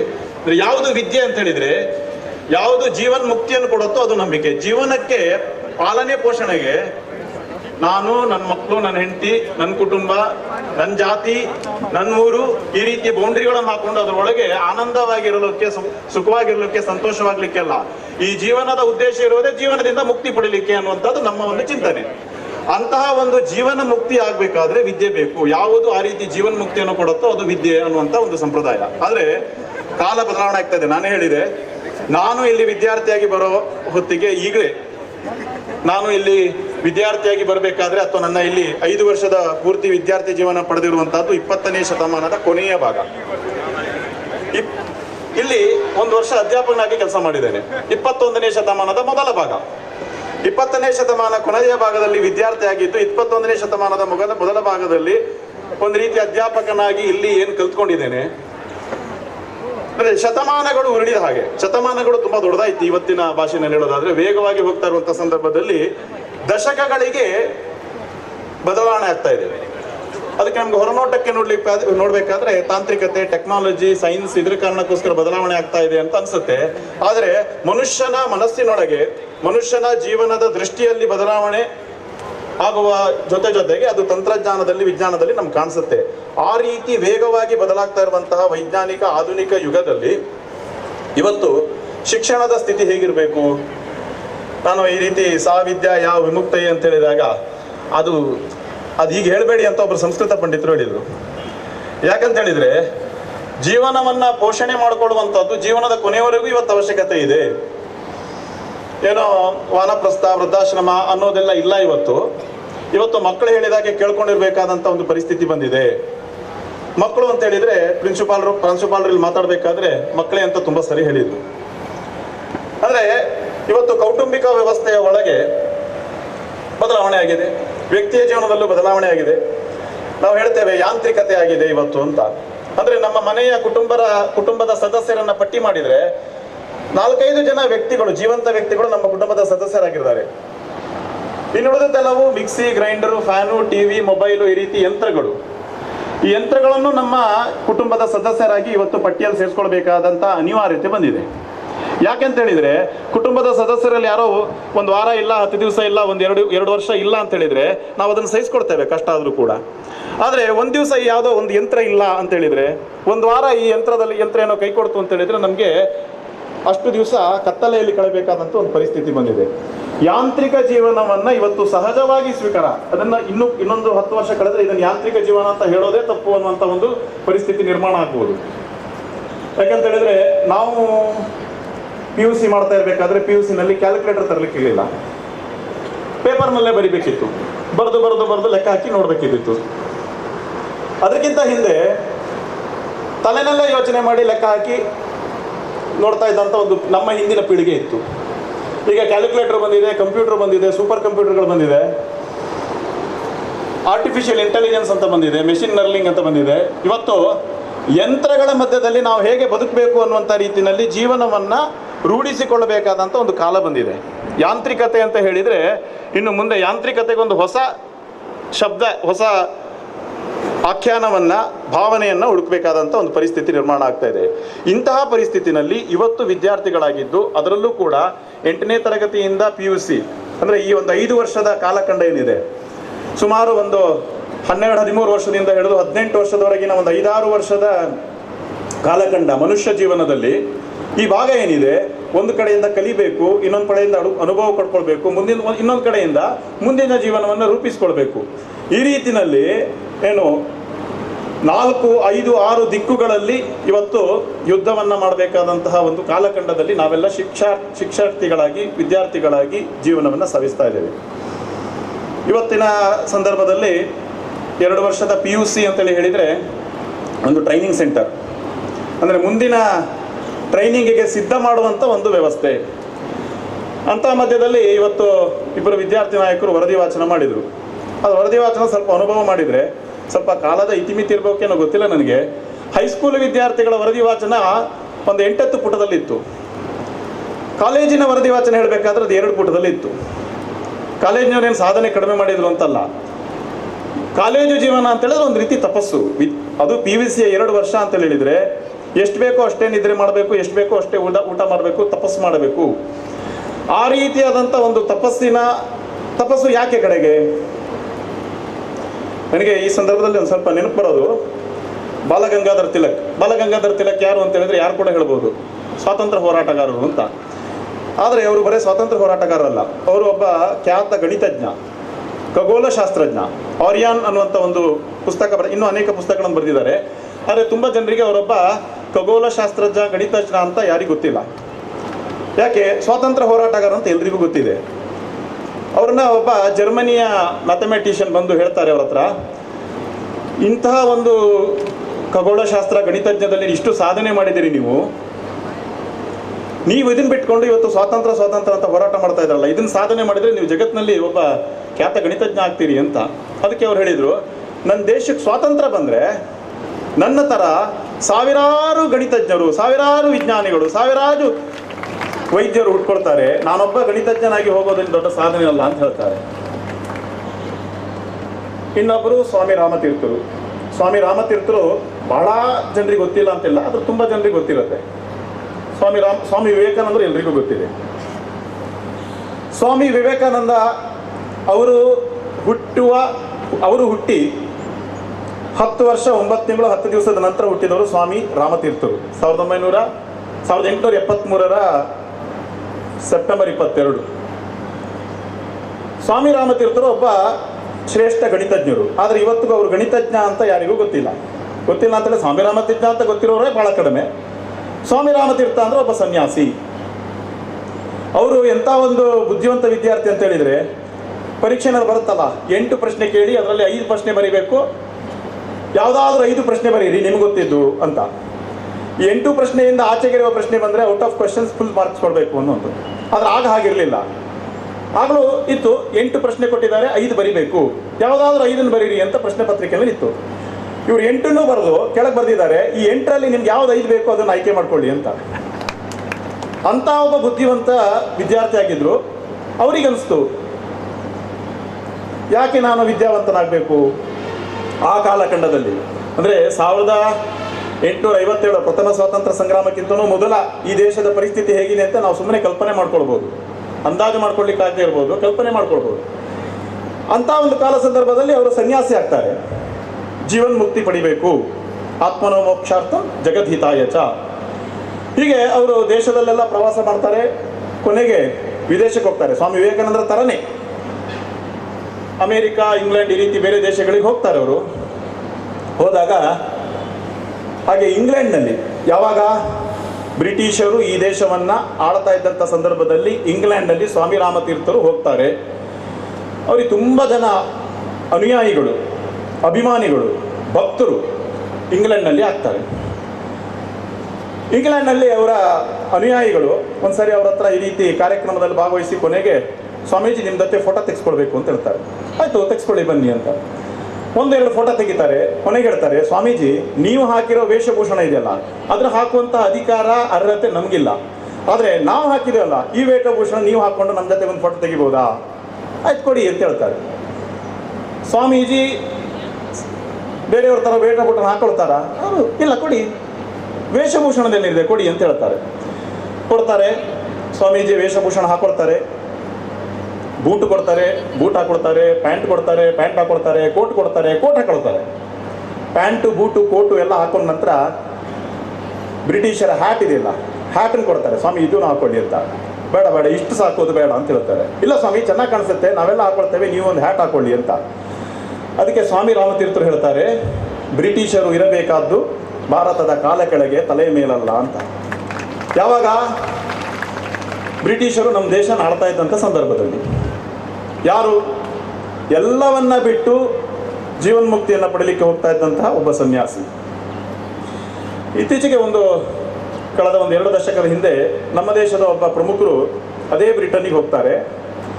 ಅದೇ ಬ್ರಿಟನ್ನಲ್ಲಿ ಈ ಮಾತುಕತೆ ಎಲ್ಲ ಮುಗಿದ ನಂತರ ಅಲ್ಲಿ ಚಹಾ ಕುಡಿದು ಅಲ್ಲಿನ ಒಂದು ಋಣ ತೀರಿಸಬೇಕಲ್ಲ, ಅದಕ್ಕೆ ಹೇಳ್ತಾರೆ, ಭಾರತಕ್ಕೆ ಬ್ರಿಟಿಷರು ಬಂದು ಭಾಳ ಉಪಕಾರ ಮಾಡಿದ್ದಾರೆ. ಇಲ್ಲಿನ ಶಿಕ್ಷಣ ವ್ಯವಸ್ಥೆ, ಇಲ್ಲಿನ ರೈಲ್ವೆ ವ್ಯವಸ್ಥೆ, ಇಲ್ಲಿನ ತಂತ್ರಜ್ಞಾನ ಇದೆಲ್ಲರೂ ಬ್ರಿಟಿಷರು ನಮ್ಗೆ ಕೊಟ್ಟಿರೋದು. ನಾವು ಈಗ ನಿಮಗೆ ಶತಮಾನಗಳ ಕಾಲ ಋಣಿಗಳು ಅಂತ. ಬ್ರಿಟಿಷರು ಕೊಟ್ಟಿದ್ದನ್ನು ನಾವು ತುಂಬ ಆನಂದವಾಗಿ ಹೇಳ್ತೇವೆ, ಹೊಗಳ್ತೇವೆ. ಬ್ರಿಟಿಷರು ನಮ್ಮಂತ ಕಿತ್ಕೊಂಡು ಹೋಗಿರೋದನ್ನು ಅದೇ ಬ್ರಿಟಿಷರು 1835ರಲ್ಲಿ ಲಾರ್ಡ್ ಬೆಕಾಲೆ ಬ್ರಿಟಿಷ್ ಪಾರ್ಲಿಮೆಂಟ್ನಲ್ಲಿ ಭಾಷಣ ಮಾಡ್ತಾನೆ. ಭಾಷಣ ಮಾಡಬೇಕಾದ್ರೆ ಏನು ಹೇಳ್ತಾನೆ ಅವನು ಅಂತ ಹೇಳಿದರೆ, ಭಾರತದ ಉದ್ದಗಳೆಲ್ಲ ಓಡಾಡ್ಕೊಂಡು ಬಂದಿದೆ ನಾನು. ಭಾರತ ಪೂರ್ತಿ ಓಡಾಡ ಮೇಲೆ ನಂಗೆ ಗೊತ್ತಾಗಿದ್ದೇನು ಅಂತ ಹೇಳಿದರೆ, ಇಡೀ ಭಾರತದಲ್ಲಿ ಒಬ್ಬನೇ ಒಬ್ಬ ಭಿಕ್ಷುಕ ಇಲ್ಲ, ಒಬ್ಬನೇ ಒಬ್ಬ ಕಳ್ಳ ಇಲ್ಲ ಅಂತ. ಈಗಿಂದಲ್ಲ, ಆಗಿಂದ ಹೇಳಿದ್ದು. ಒಬ್ಬ ಭಿಕ್ಷುಕ ಇಲ್ಲ, ಒಬ್ಬನೇ ಕಳ್ಳ ಇಲ್ಲ ಅಂತ ಒಂದು ಮಾನವೀಯ ಮೌಲ್ಯವನ್ನು ಪ್ರತಿಪಾದನೆ ಮಾಡಿದೆ ಅಂತ ಬ್ರಿಟಿಷ್ ಪಾರ್ಲಿಮೆಂಟಲ್ಲಿ ಭಾಷಣ ಮಾಡಿ ಹೇಳ್ತಾನೆ. ಆದರೆ ಹೆದರಬೇಕಾದ ಅವಶ್ಯಕತೆ ಇಲ್ಲ. ನಾವು ಇದೇ ರೀತಿ ಇದ್ರೆ, ಇದೇ ರೀತಿ ಮುಂದುವರೆದ್ರೆ ನಮ್ಮನ್ನು ಅವ್ರು ಓಡಿಸ್ತಾರೆ. ನಮ್ಮ ಒಂದು ಸೂರ್ಯ ಮುಳುಗದ ಸಾಮ್ರಾಜ್ಯದಲ್ಲಿ ಭಾರತನೂ ಇರಬೇಕು ಅಂತ ಹೇಳಿದರೆ ಭಾರತದ ಬೆನ್ನೆಲುಬನ್ನು ಮುರಿಬೇಕು. ಅಲ್ಲಿನ ಶಿಕ್ಷಣ ಮತ್ತು ಸಂಸ್ಕೃತಿಯನ್ನು, ಆ ಶಿಕ್ಷಣ ಸಂಸ್ಕೃತಿ ಇಡೀ ದೇಶಕ್ಕೆ ಒಂದು ಬೆನ್ನೆಲುಬಾಗಿದೆ. ಅಲ್ಲಿನ ಶೈಕ್ಷಣಿಕ ಪದ್ಧತಿ ಏನಿದೆ, ಸಾಂಸ್ಕೃತಿಕ ಮೌಲ್ಯ ಏನಿದೆ, ಇದನ್ನು ನಾವು ಮುರಿದ್ರೆ ಮಾತ್ರ ನಮ್ಮ ಅಡಿಯಲ್ಲಿ ಭಾರತ ಇರ್ಲಿಕ್ಕೆ ಸಾಧ್ಯ. ಅದಕ್ಕೋಸ್ಕರ ಏನು ಮಾಡೋದು? ಅವನು ಹೇಳ್ತಾನೆ, ಭಾರತೀಯರ ಬಣ್ಣ ಬದಲಾಯಿಸ್ಲಿಕ್ಕೆ ಸಾಧ್ಯ ಇಲ್ಲ, ಕರಿಬಣ್ಣದ ಬ್ರಿಟಿಷರನ್ನಾಗಿ ಅವರನ್ನು ಮಾಡ್ತೇನೆ. ಅಲ್ಲಿನ ಶಿಕ್ಷಣ ವ್ಯವಸ್ಥೆಯನ್ನು ಸಂಪೂರ್ಣ ಮುಳುಗಿಸ್ಬಿಡ್ತೇನೆ. ನಮಗೆ ಬೇಕಾದಂತಹ ಕ್ಲರ್ಕ್ಗಳನ್ನು ತಯಾರು ಮಾಡ್ತೇನೆ. ನಾವು ಹೇಳ್ತೇವೆ ಸಾವಿದ್ಯಾ ಯಾವ ವಿಮುಕ್ತೆಯೇ, ಜೀವನ ಮುಕ್ತಿಗೋಸ್ಕರ ವಿದ್ಯೆ ಅಂತ. ಆದರೆ ಈ ರೀತಿಯಾದಂತಹ ಶಿಕ್ಷಣ ವ್ಯವಸ್ಥೆ ಇದ್ದಂತಹ ದೇಶದಲ್ಲಿ ಇಲ್ಲಿ ಜೀವನ ಮುಕ್ತಿ ಅಲ್ಲ, ಬ್ರಿಟಿಷರ ಆಡಳಿತ ವ್ಯವಸ್ಥೆಗೆ ಬೇಕಾದ ಕ್ಲರ್ಕ್ಗಳನ್ನು ತಯಾರು ಮಾಡುವಂಥ ಒಂದು ಶೈಕ್ಷಣಿಕ ಸಿಲೆಬಸ್ಸನ್ನು ನಾನು ಕೊಡ್ತೇನೆ, ಭಾರತದ ಬೆನ್ನುಮೂಡಿಯನ್ನು ಮುಡಿತೇನೆ ಅಂತ ಆತ ಅಲ್ಲಿ ಹೇಳ್ತಾನೆ. ಅದನ್ನು ನಾವು ಇವತ್ತು ನೋಡ್ತಾ ಇದ್ದೇವೆ. ಆಡಳಿತ ಯಂತ್ರದಲ್ಲಿ ಕ್ಲರ್ಕ್ಗಳಾಗಿರ್ಲಿಕ್ಕೆ, ನಿಯುಕ್ತಿ ಆಗಲಿಕ್ಕೆ ಸಾವಿದ್ಯಾ ಯಾವ ವಿಮುಕ್ತ ಅಂತಿದೆ, ಅದು ನಿಜವಾಗಿಯೂ ಸಾವಿದ್ಯಾ ಯಾವ ನಿಯುಕ್ತ ಆಗಬೇಕು ಅಂತ ಹೇಳಿದ್ರು ಒಬ್ರು. ಅಂದರೆ ಕೆಲಸಕ್ಕೆ ನಿಯುಕ್ತಿ ಆಗಲಿಕ್ಕೆ, ಅಪಾಯಿಂಟ್ಮೆಂಟಿಗೋಸ್ಕರ ಇವತ್ತು ವಿದ್ಯೆ ಪಡಿತಾ ಇರುವುದಾ? 5 ವರ್ಷದ ನಂತರ, 4 ವರ್ಷದ ನಂತರ, 3 ವರ್ಷದ ನಂತರ ನಾನು ಯಾವ ಕಂಪನಿಗೆ ಎಷ್ಟಕ್ಕೆ ಸೇಲ್ ಆಗಬೇಕು, ಎಲ್ಲಿ ಕೂಲಿ ಆಳಾಗಿ ಕೆಲಸ ಮಾಡಬೇಕು, 18 ವರ್ಷದ ನಂತರ, 20 ವರ್ಷದ ನಂತರ ತೊಟ್ಟಿಲಲ್ಲಿರುವಂಥ ಮಗು ಯಾವ ಗುಣಮಟ್ಟದ ಜೀವನವನ್ನು ನಡೆಸಬೇಕು ಅನ್ನುವ ಕನಸು ಕಾಣುವಂತಹ ವಿದ್ಯಾರ್ಥಿಗಳು, ಪೋಷಕರು ಇವತ್ತು ಈ ಸಮಾಜದಲ್ಲಿ ತಯಾರು ಆಗಲಿಕ್ಕೆ ಕಾರಣ ನಾವಲ್ಲ. ಈ ದೇಶದ ಬೆನ್ನುಮೂಳೆಯನ್ನು ಮುರಿದು ಸಾರ್ವಕಾಲಿಕವಾಗಿ ರಾಷ್ಟ್ರೀಯ ಚಿಂತನೆಯನ್ನು ಮೈಗೂಡಿಸಿಕೊಂಡು ಬೆಳೆಯಬೇಕಾದಂಥ ಒಂದು ಸಮಾಜವನ್ನು ಸೃಷ್ಟಿ ಮಾಡುವ ಸಂಕಲ್ಪವನ್ನು ಯಾರೋ ಮಾಡಿದ್ದಾರೆ. ನಾವು ಅದನ್ನು ಇಣುಕಿ ನೋಡಲಿಲ್ಲ.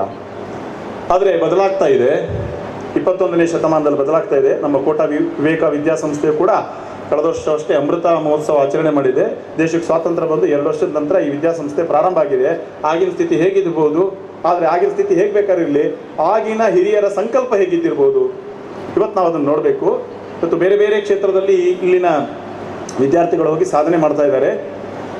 ಆ ರೀತಿಯ ಒಂದು ಸಂಕಲ್ಪ, ತಪಸ್ಸು ಇವತ್ತು ಇಡೀ ದೇಶದಲ್ಲಿ ನಾವು ಕಾಣ್ತಾ ಇದ್ದೇವೆ. ಇದು ಇವತ್ತು ಅಮೇರಿಕಾದಲ್ಲಿ ಮೊನ್ನೆವರೆಗೆ ಭಾರತದ ಋಷಿ ಸುನಕ್ ಅಲ್ಲಿನ ಪ್ರಧಾನಮಂತ್ರಿ ಆದರು. ಒಂದು 10 ವರ್ಷದ ಹಿಂದೆ ಆಗ ಅಲ್ಲಿನ ಪ್ರಧಾನಮಂತ್ರಿ ಆಗಿದ್ದಂತಹ ಡೇವಿಡ್ ಕ್ಯಾಮರಾನ್ ಒಂದು ಕಡೆ ಹೇಳ್ತಾರೆ, ಹೆಚ್ಚು ದಿವಸ ಇಲ್ಲ, ಭಾರತೀಯ ಮೂಲದ ಬ್ರಿಟಿಷ್ 10 ಡೌನಿಂಗ್ ಸ್ಟ್ರೀಟ್ ಅಂದರೆ ಅಮೇರಿಕಾದ ಪ್ರಧಾನಮಂತ್ರಿಯ ಆಫೀಸ್ ಏನಿದೆ, ಇಂಗ್ಲೆಂಡಿನ ಆಫೀಸ್ ಏನಿದೆ, ಆ ಆಫೀಸ್ನಲ್ಲಿ ಭಾರತೀಯ ಮೂಲದ ಒಬ್ಬ ಬ್ರಿಟಿಷ್ ಬಂದು ಕೂತ್ಕೊಳ್ಳಿಕ್ಕೆ ಹೆಚ್ಚು ದಿವಸ ಇಲ್ಲ ಅಂತ ಒಂದು 10 ವರ್ಷದ ಹಿಂದೆ ಅಲ್ಲಿನ ಡೇವಿಡ್ ಕ್ಯಾಮರಾನ್ ಒಂದು ಕಡೆ ಹೇಳ್ತಾರೆ. ಹೇಗೆ ಡೇವಿಡ್ ಕ್ಯಾಮರಾನ್ ಜ್ಯೋತಿಷಿ ಆಗಿರಲಿಲ್ಲ, ಭವಿಷ್ಯಗಳವರಾಗಲಿಲ್ಲ. ಭಾರತದಲ್ಲಿ ಆಗ್ತಾ ಇರುವಂಥ ಬದಲಾವಣೆ, ಜಾಗತಿಕವಾಗಿ ಆಗ್ತಾ ಇರುವಂಥ ಬದಲಾವಣೆಗಳು ಇವತ್ತು ಯಾವ ಹಂತಕ್ಕೆ ಭಾರತವನ್ನು ತೆಗೆದುಕೊಂಡೋಗಿದೆ. ಭಾರತದಲ್ಲಿ ಇವತ್ತು ಶಿಕ್ಷಣ ಇದೆ, ಕೋಟಾ ವಿವೇಕ ವಿದ್ಯಾಸಂಸ್ಥೆ ಅಂತ ಸಂಸ್ಥೆಗಳಿದ್ದಾರೆ, ಇಲ್ಲಿರುವಂಥ ವಿದ್ಯಾರ್ಥಿಗಳಿದ್ದಾರೆ. 50%ಗಿಂತ ಕಡಿಮೆ, 50%ಗಿಂತ ಹೆಚ್ಚು 25 ವರ್ಷಕ್ಕಿಂತ ಕಡಿಮೆ ವಯಸ್ಸಿನ ಭಾರತೀಯರು ಇವತ್ತು ನಮ್ಮ ದೇಶದಲ್ಲಿದ್ದಾರೆ. ಹಾಗಾಗಿ ದೇಶಕ್ಕೆ ಭವಿಷ್ಯ ಇದೆ. ಆದರೆ ಡಾಕ್ಟರ್ APJ ಅಬ್ದುಲ್ ಕಲಾಂ ಹೇಳಿದ ಹಾಗೆ ನಾವೇನು ಮಾಡಬೇಕು ಅಂತ ಹೇಳಿದರೆ, ಡ್ರೀಮ್. ಯಾವ ರೀತಿಯ ಡ್ರೀಮ್ ಅಂತ ಹೇಳಿದ್ರೆ, ಅವ್ರು ಹೇಳಿದರು, ರಾತ್ರಿ ನಿದ್ದೆ ಮಾಡಿದಾಗ ಕನಸು ಬೀಳುತ್ತಲ್ಲ, ಆ ರೀತಿ ಕನಸಲ್ಲ, ನಿದ್ರೆ ಬರದಿರುವಂಥ ಒಂದು ಕನಸುಗಳು ಬೀಳಬೇಕು. ನಮಗೆ ನಿದ್ರೆ ಮಾಡಲಿಕ್ಕೆ ಬಿಡದಿದ್ದಂಥ ಕನಸು ಬೀಳಬೇಕು. ಅಂತಹ ಕನಸು ಕಾಣುವಂತಹ ಕಣ್ಗಳು ಇವತ್ತು ದೇಶದ ಉದ್ದಗಲಕ್ಕೂ ತಯಾರಾಗ್ತಾ ಇದ್ದಾರೆ. ದೇಶದ ಭವಿಷ್ಯದ ನಿರ್ಮಾಣದಲ್ಲಿ ನಾವೆಲ್ಲರೂ ಮುಂದಕ್ಕೆ ಬರ್ತಾ ಇದ್ದೇವೆ. ಭಾರತದಲ್ಲಿ ಶಿಕ್ಷಣ ಇದೆ, ಇವತ್ತು ಶಿಕ್ಷಣದಲ್ಲಿ ಭಾರತ ಇರಬೇಕಾದಂತಹ ಒಂದು ಕಾಲಖಂಡ ಇದೆ. ಆ ರೀತಿಯಾದಂತಹ ಒಂದು ಭಾರತೀಯ ಶೈಕ್ಷಣಿಕ ಸ್ಥಿತಿ, ಶೈಕ್ಷಣಿಕ ಉನ್ನತಿ, ಸಾಂಸ್ಕೃತಿಕ ಉನ್ನತಿಯನ್ನು ಇವತ್ತು ಜಗತ್ತು ಎದುರು ನೋಡ್ತಾ ಇದೆ. ಇವತ್ತು ಜಗತ್ತಿನಲ್ಲಿ ಕಲ್ಲೋಳಗಳು ಪ್ರಾರಂಭ ಆಗಿದೆ. ಅಂಥ ಒಂದು ಸಂದಿಗ್ಧ ಪರಿಸ್ಥಿತಿನಲ್ಲಿ ನಾವೆಲ್ಲರೂ ವಸುದೈವ ಕುಟುಂಬಕಂ ಅನ್ನುವಂಥ ನಮ್ಮ ಚಿಂತನೆ ಏನಿದೆ, ಆ ಇಡೀ ಜಗತ್ತು ಒಂದು ಕುಟುಂಬ ಅನ್ನುವಂಥ ಒಂದು ಚಿಂತನೆಯನ್ನು ಸಾಕಾರ ಮಾಡಲಿಕ್ಕೆ ಪೂರ್ಣ ಅವಕಾಶ, ಪೂರ್ಣ ಸಾಮರ್ಥ್ಯ, ಪೂರ್ಣ ಅರ್ಹತೆ, ಯೋಗ್ಯತೆ ಇರುವಂತಹ ನಾವುಗಳು ಆ ದಿಕ್ಕಿನಲ್ಲಿ ನಡಿಬೇಕು. ಉಜ್ವಲ ಭವಿಷ್ಯ ನಮ್ಮ ವ್ಯಕ್ತಿಗತ ಜೀವನದ್ದಲ್ಲ, ಈ ದೇಶದ ಜೀವನ, ಈ ದೇಶದ ಸಾಮಾಜಿಕ ಸಾಂಸ್ಕೃತಿಕ ಜೀವನ. ಅದನ್ನು ಇಟ್ಕೊಂಡು ದೇಶ ನನ್ನದು, ನನ್ನದು ಬಾಳು, ದೇಶ ನನ್ನದು, ನನ್ನದು ನಾಡು, ಎನ್ನದ ಮಾನವನೆದೆ ಸುಡುಗಾಡು ಅಂತ ಕುವೆಂಪುರು ಹೇಳಿದ್ದಾರೆ. ಆ ರೀತಿಯ ಒಂದು ಜೀವನವನ್ನು ರೂಪಿಸಿಕೊಳ್ಳೋಣ, ಯಶಸ್ಸನ್ನು ಸಾಧಿಸೋಣ. ಹಾಗೆ ಕೊನೆಯಲ್ಲಿ ಹೇಳಿದ ಹಾಗೆ ಯಶಸ್ಸು ಖಂಡಿತ ನಮ್ಗೆ ಸಿಗುತ್ತೆ. ನಮ್ಮ ಆಮಂತ್ರಣ ಪತ್ರಿಕೆಯ ಕೊನೆಯ ಭಾಗದಲ್ಲಿ ಆ ರೀತಿ ಯಶಸ್ಸಿನ ಬಗ್ಗೆ ಹೇಳಿದ್ದಾರೆ. ಅಂತಹ ಒಂದು ಯಶಸ್ಸನ್ನು ಸಾಧಿಸೋಣ. ನಮ್ಮೆಲ್ಲರ ಜೀವನ, ಭವಿಷ್ಯ, ಈ ವಿದ್ಯಾಸಂಸ್ಥೆಯ ಭವಿಷ್ಯ ಉಜ್ವಲ ಆಗಲಿ. ನನಗೆ ಈ ರೀತಿಯಲ್ಲಿ ಈ ಒಂದು ಸಂಸ್ಥೆಯ ಭಾಗ ಆಗಿದ್ದಂಥ ನನಗೆ ಇಂತಹ ಒಂದು ವೇದಿಕೆಯಲ್ಲಿ ಇಷ್ಟೊತ್ತು ಇರಲಿಕ್ಕೆ ಅವಕಾಶ ಮಾಡಿಕೊಟ್ಟಿರುವಂತಹ ವಿದ್ಯಾಸಂಸ್ಥೆಯ ಸಂಬಂಧಪಟ್ಟ ಎಲ್ಲರಿಗೂ ಕೂಡ ಧನ್ಯವಾದಗಳನ್ನು ಹೇಳಿ ನನ್ನ ಮಾತು ಮುಗಿಸ್ತೇನೆ. ಸಭಾಧ್ಯಕ್ಷರೇ, ವೇದಿಕೆಯಲ್ಲಿ ಆಸೀನರಾಗಿರುವ ಗಣ್ಯರೇ, ನನ್ನ ನೆಚ್ಚಿನ ಗುರು ವೃಂದದವರೇ, ಐ ಥಿಂಕ್ ನನ್ನ ತುಂಬ ಜನ ಗುರು ಅಧ್ಯಾಪಕರೆಯನ್ನು ನಾನು ನೋಡಿದೆ. ತುಂಬ ಖುಷಿಯಾಯಿತು ತುಂಬ ದಿನದ ಮೇಲೆ.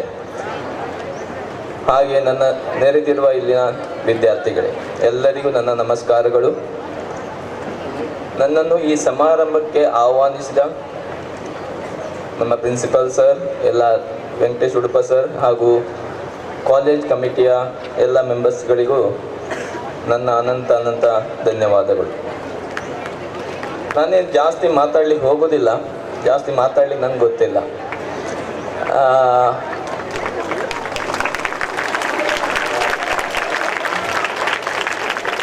ನಾನು ವೃತ್ತಿಯಲ್ಲಿ ಸರ್ಜನ್, ಅಂದರೆ ಆಪರೇಷನ್ ಮಾಡುವನು. ಆಪರೇಷನ್ ಏನು ಬಾಯಲ್ಲಂತೂ ಆಗೋದಿಲ್ಲ, ಕೈಯಲ್ಲಿ ಆಗೋದು. ಸೊ ಮಾತು ಕಮ್ಮಿ, ಜಾಸ್ತಿ ಕೆಲಸ ಕೈಯಲ್ಲಿ. ಸೊ ಆಬ್ವಿಯಸ್ಲಿ ನನಗೆ ಮಾತಾಡಲಿಕ್ಕೆ ಜಾಸ್ತಿ ಗೊತ್ತಿಲ್ಲ. ಅಂಥ ವಿದ್ಯಾರ್ಥಿಯೂ ನಾನಲ್ಲ, ನಾನೇನು ವಾಕ್ಮಿಯೂ ಅಲ್ಲ. ಐ ಥಿಂಕ್ ನಮ್ಮ ಅಧ್ಯಾಪಕರು ಇಲ್ಲೇ ಇದ್ದಾರೆ. ಮೋಸ್ಟ್ಲಿ ನಾನು ಯಾವತ್ತೂ ಇಂಥ ಭಾಷಣ ಎಲ್ಲ ಮಾಡಲೂ ಇಲ್ಲ ಅಥವಾ ಭಾಷಣ ಸ್ಪರ್ಧೆಗೆ ಹೋಗಿಯೂ ಇಲ್ಲ. ಬಟ್ ಇಲ್ಲಿನ ವಾತಾವರಣ ನನ್ನನ್ನು ಇಲ್ಲಿವರೆಗೆ ತಂದು ನಿಲ್ಲಿಸಿದೆ. ಅದಕ್ಕೆ ಅನಂತ್ಯ ಕೃತಜ್ಞತೆಗಳನ್ನು ಅರ್ಪಿಸ್ತೇನೆ. ಸರ್ ಹತ್ರ ಕೇಳಿದೆ, 2 ದಿನ ಮುಂಚೆ ಫೋನ್ ಮಾಡಿದೆ. ಯಾಕಂದರೆ ನಾವೆಲ್ಲ ಇಷ್ಟೆಲ್ಲ ಭಾಷಣ ಎಲ್ಲ ಹೋಗಲೂ ಇಲ್ಲ. ಇತ್ತೀಚೆಗೆ ಊರಿಗೆ ಬಂದು ಒಂದು 6 ವರ್ಷ ಆಗಿದೆ. ನನ್ನ ಎಲ್ಲ ಹಳೆಯ ಕಾಲೇಜುಗಳು ಅಥವಾ ಊರಿನಲ್ಲಿ ಏನೇ ಫಂಕ್ಷನ್ ಆದರೂ ನನ್ನೊಂದು ಗೆಸ್ಟ್ ಆಗಿ ಕರೀತಾರೆ. ಸೊ ಸ್ವಲ್ಪ ಈಗ ಭಾಷಣ ಮಾಡಲಿಕ್ಕೆ ಕಲ್ತಿದ್ದೇನೆ, ಸ್ವಲ್ಪ ತೊಂದರೆ ಇಲ್ಲ. ಸೊ ಸರ್ ಹತ್ರ ಕೇಳಿದೆ ಏನು ಮಾತಾಡಬೇಕು. ಸರ್ ಹೇಳಿದರು ನೀವು ಹಳೆಯ ವಿದ್ಯಾರ್ಥಿ, ನಮ್ಮ ವಿದ್ಯಾರ್ಥಿಗಳನ್ನು ಸ್ವಲ್ಪ ಇನ್ಸ್ಪಿರೇಷನ್ ಮಾಡಿ. ಸೊ ಕೇಳಿದೆ ಎಷ್ಟು ವಿದ್ಯಾರ್ಥಿ, 1000 ವಿದ್ಯಾರ್ಥಿಗಳಿರ್ಬೋದು. ಸೊ ಕನ್ನಡನ ಇಂಗ್ಲೀಷಾ? 2 ತಂಗ್ಲೀಷ್ ಅಂದರು. ತಂಗ್ಲೀಷಲ್ಲಿ ಮಾತಾಡಿ ಅಂತ ಹೇಳಿದೆ. ಸೊ ನಾನೊಬ್ಬ ಕನ್ನಡ ಮಾಧ್ಯಮದಿಂದ ಬಂದವನು. ನನ್ನ ಪ್ರೈಮರಿ ಎಜುಕೇಷನ್ ಮೈರ್ಕೊಮ್ಮೆ ಮತ್ತು ಮಧುವನ, ಐ ಥಿಂಕ್ ಮಧುವನ ಶಾಲಾ ಮುಖ್ಯೋಪಾಧ್ಯಾಯರು ನನ್ನ ಅಣ್ಣ ಇಲ್ಲೇ ಇದ್ದಾರೆ. ಅದಾದಮೇಲೆ ನನ್ನ ಹೈಸ್ಕೂಲ್ ವಿದ್ಯಾಭ್ಯಾಸ 1997 ನಾನಿಲ್ಲಿ ಜಾಯ್ನ್ ಆಗಿದ್ದು 8ನೇ ತರಗತಿಗೆ, 8ನೇಯಿಂದ PU ವರೆಗೆ 2002 ವರೆಗೆ ಇಲ್ಲಿ ವಿದ್ಯಾರ್ಥಿಯನ್ನು ಮಾಡಿದೆನು. ಈಗ ಆಲ್ಮೋಸ್ಟ್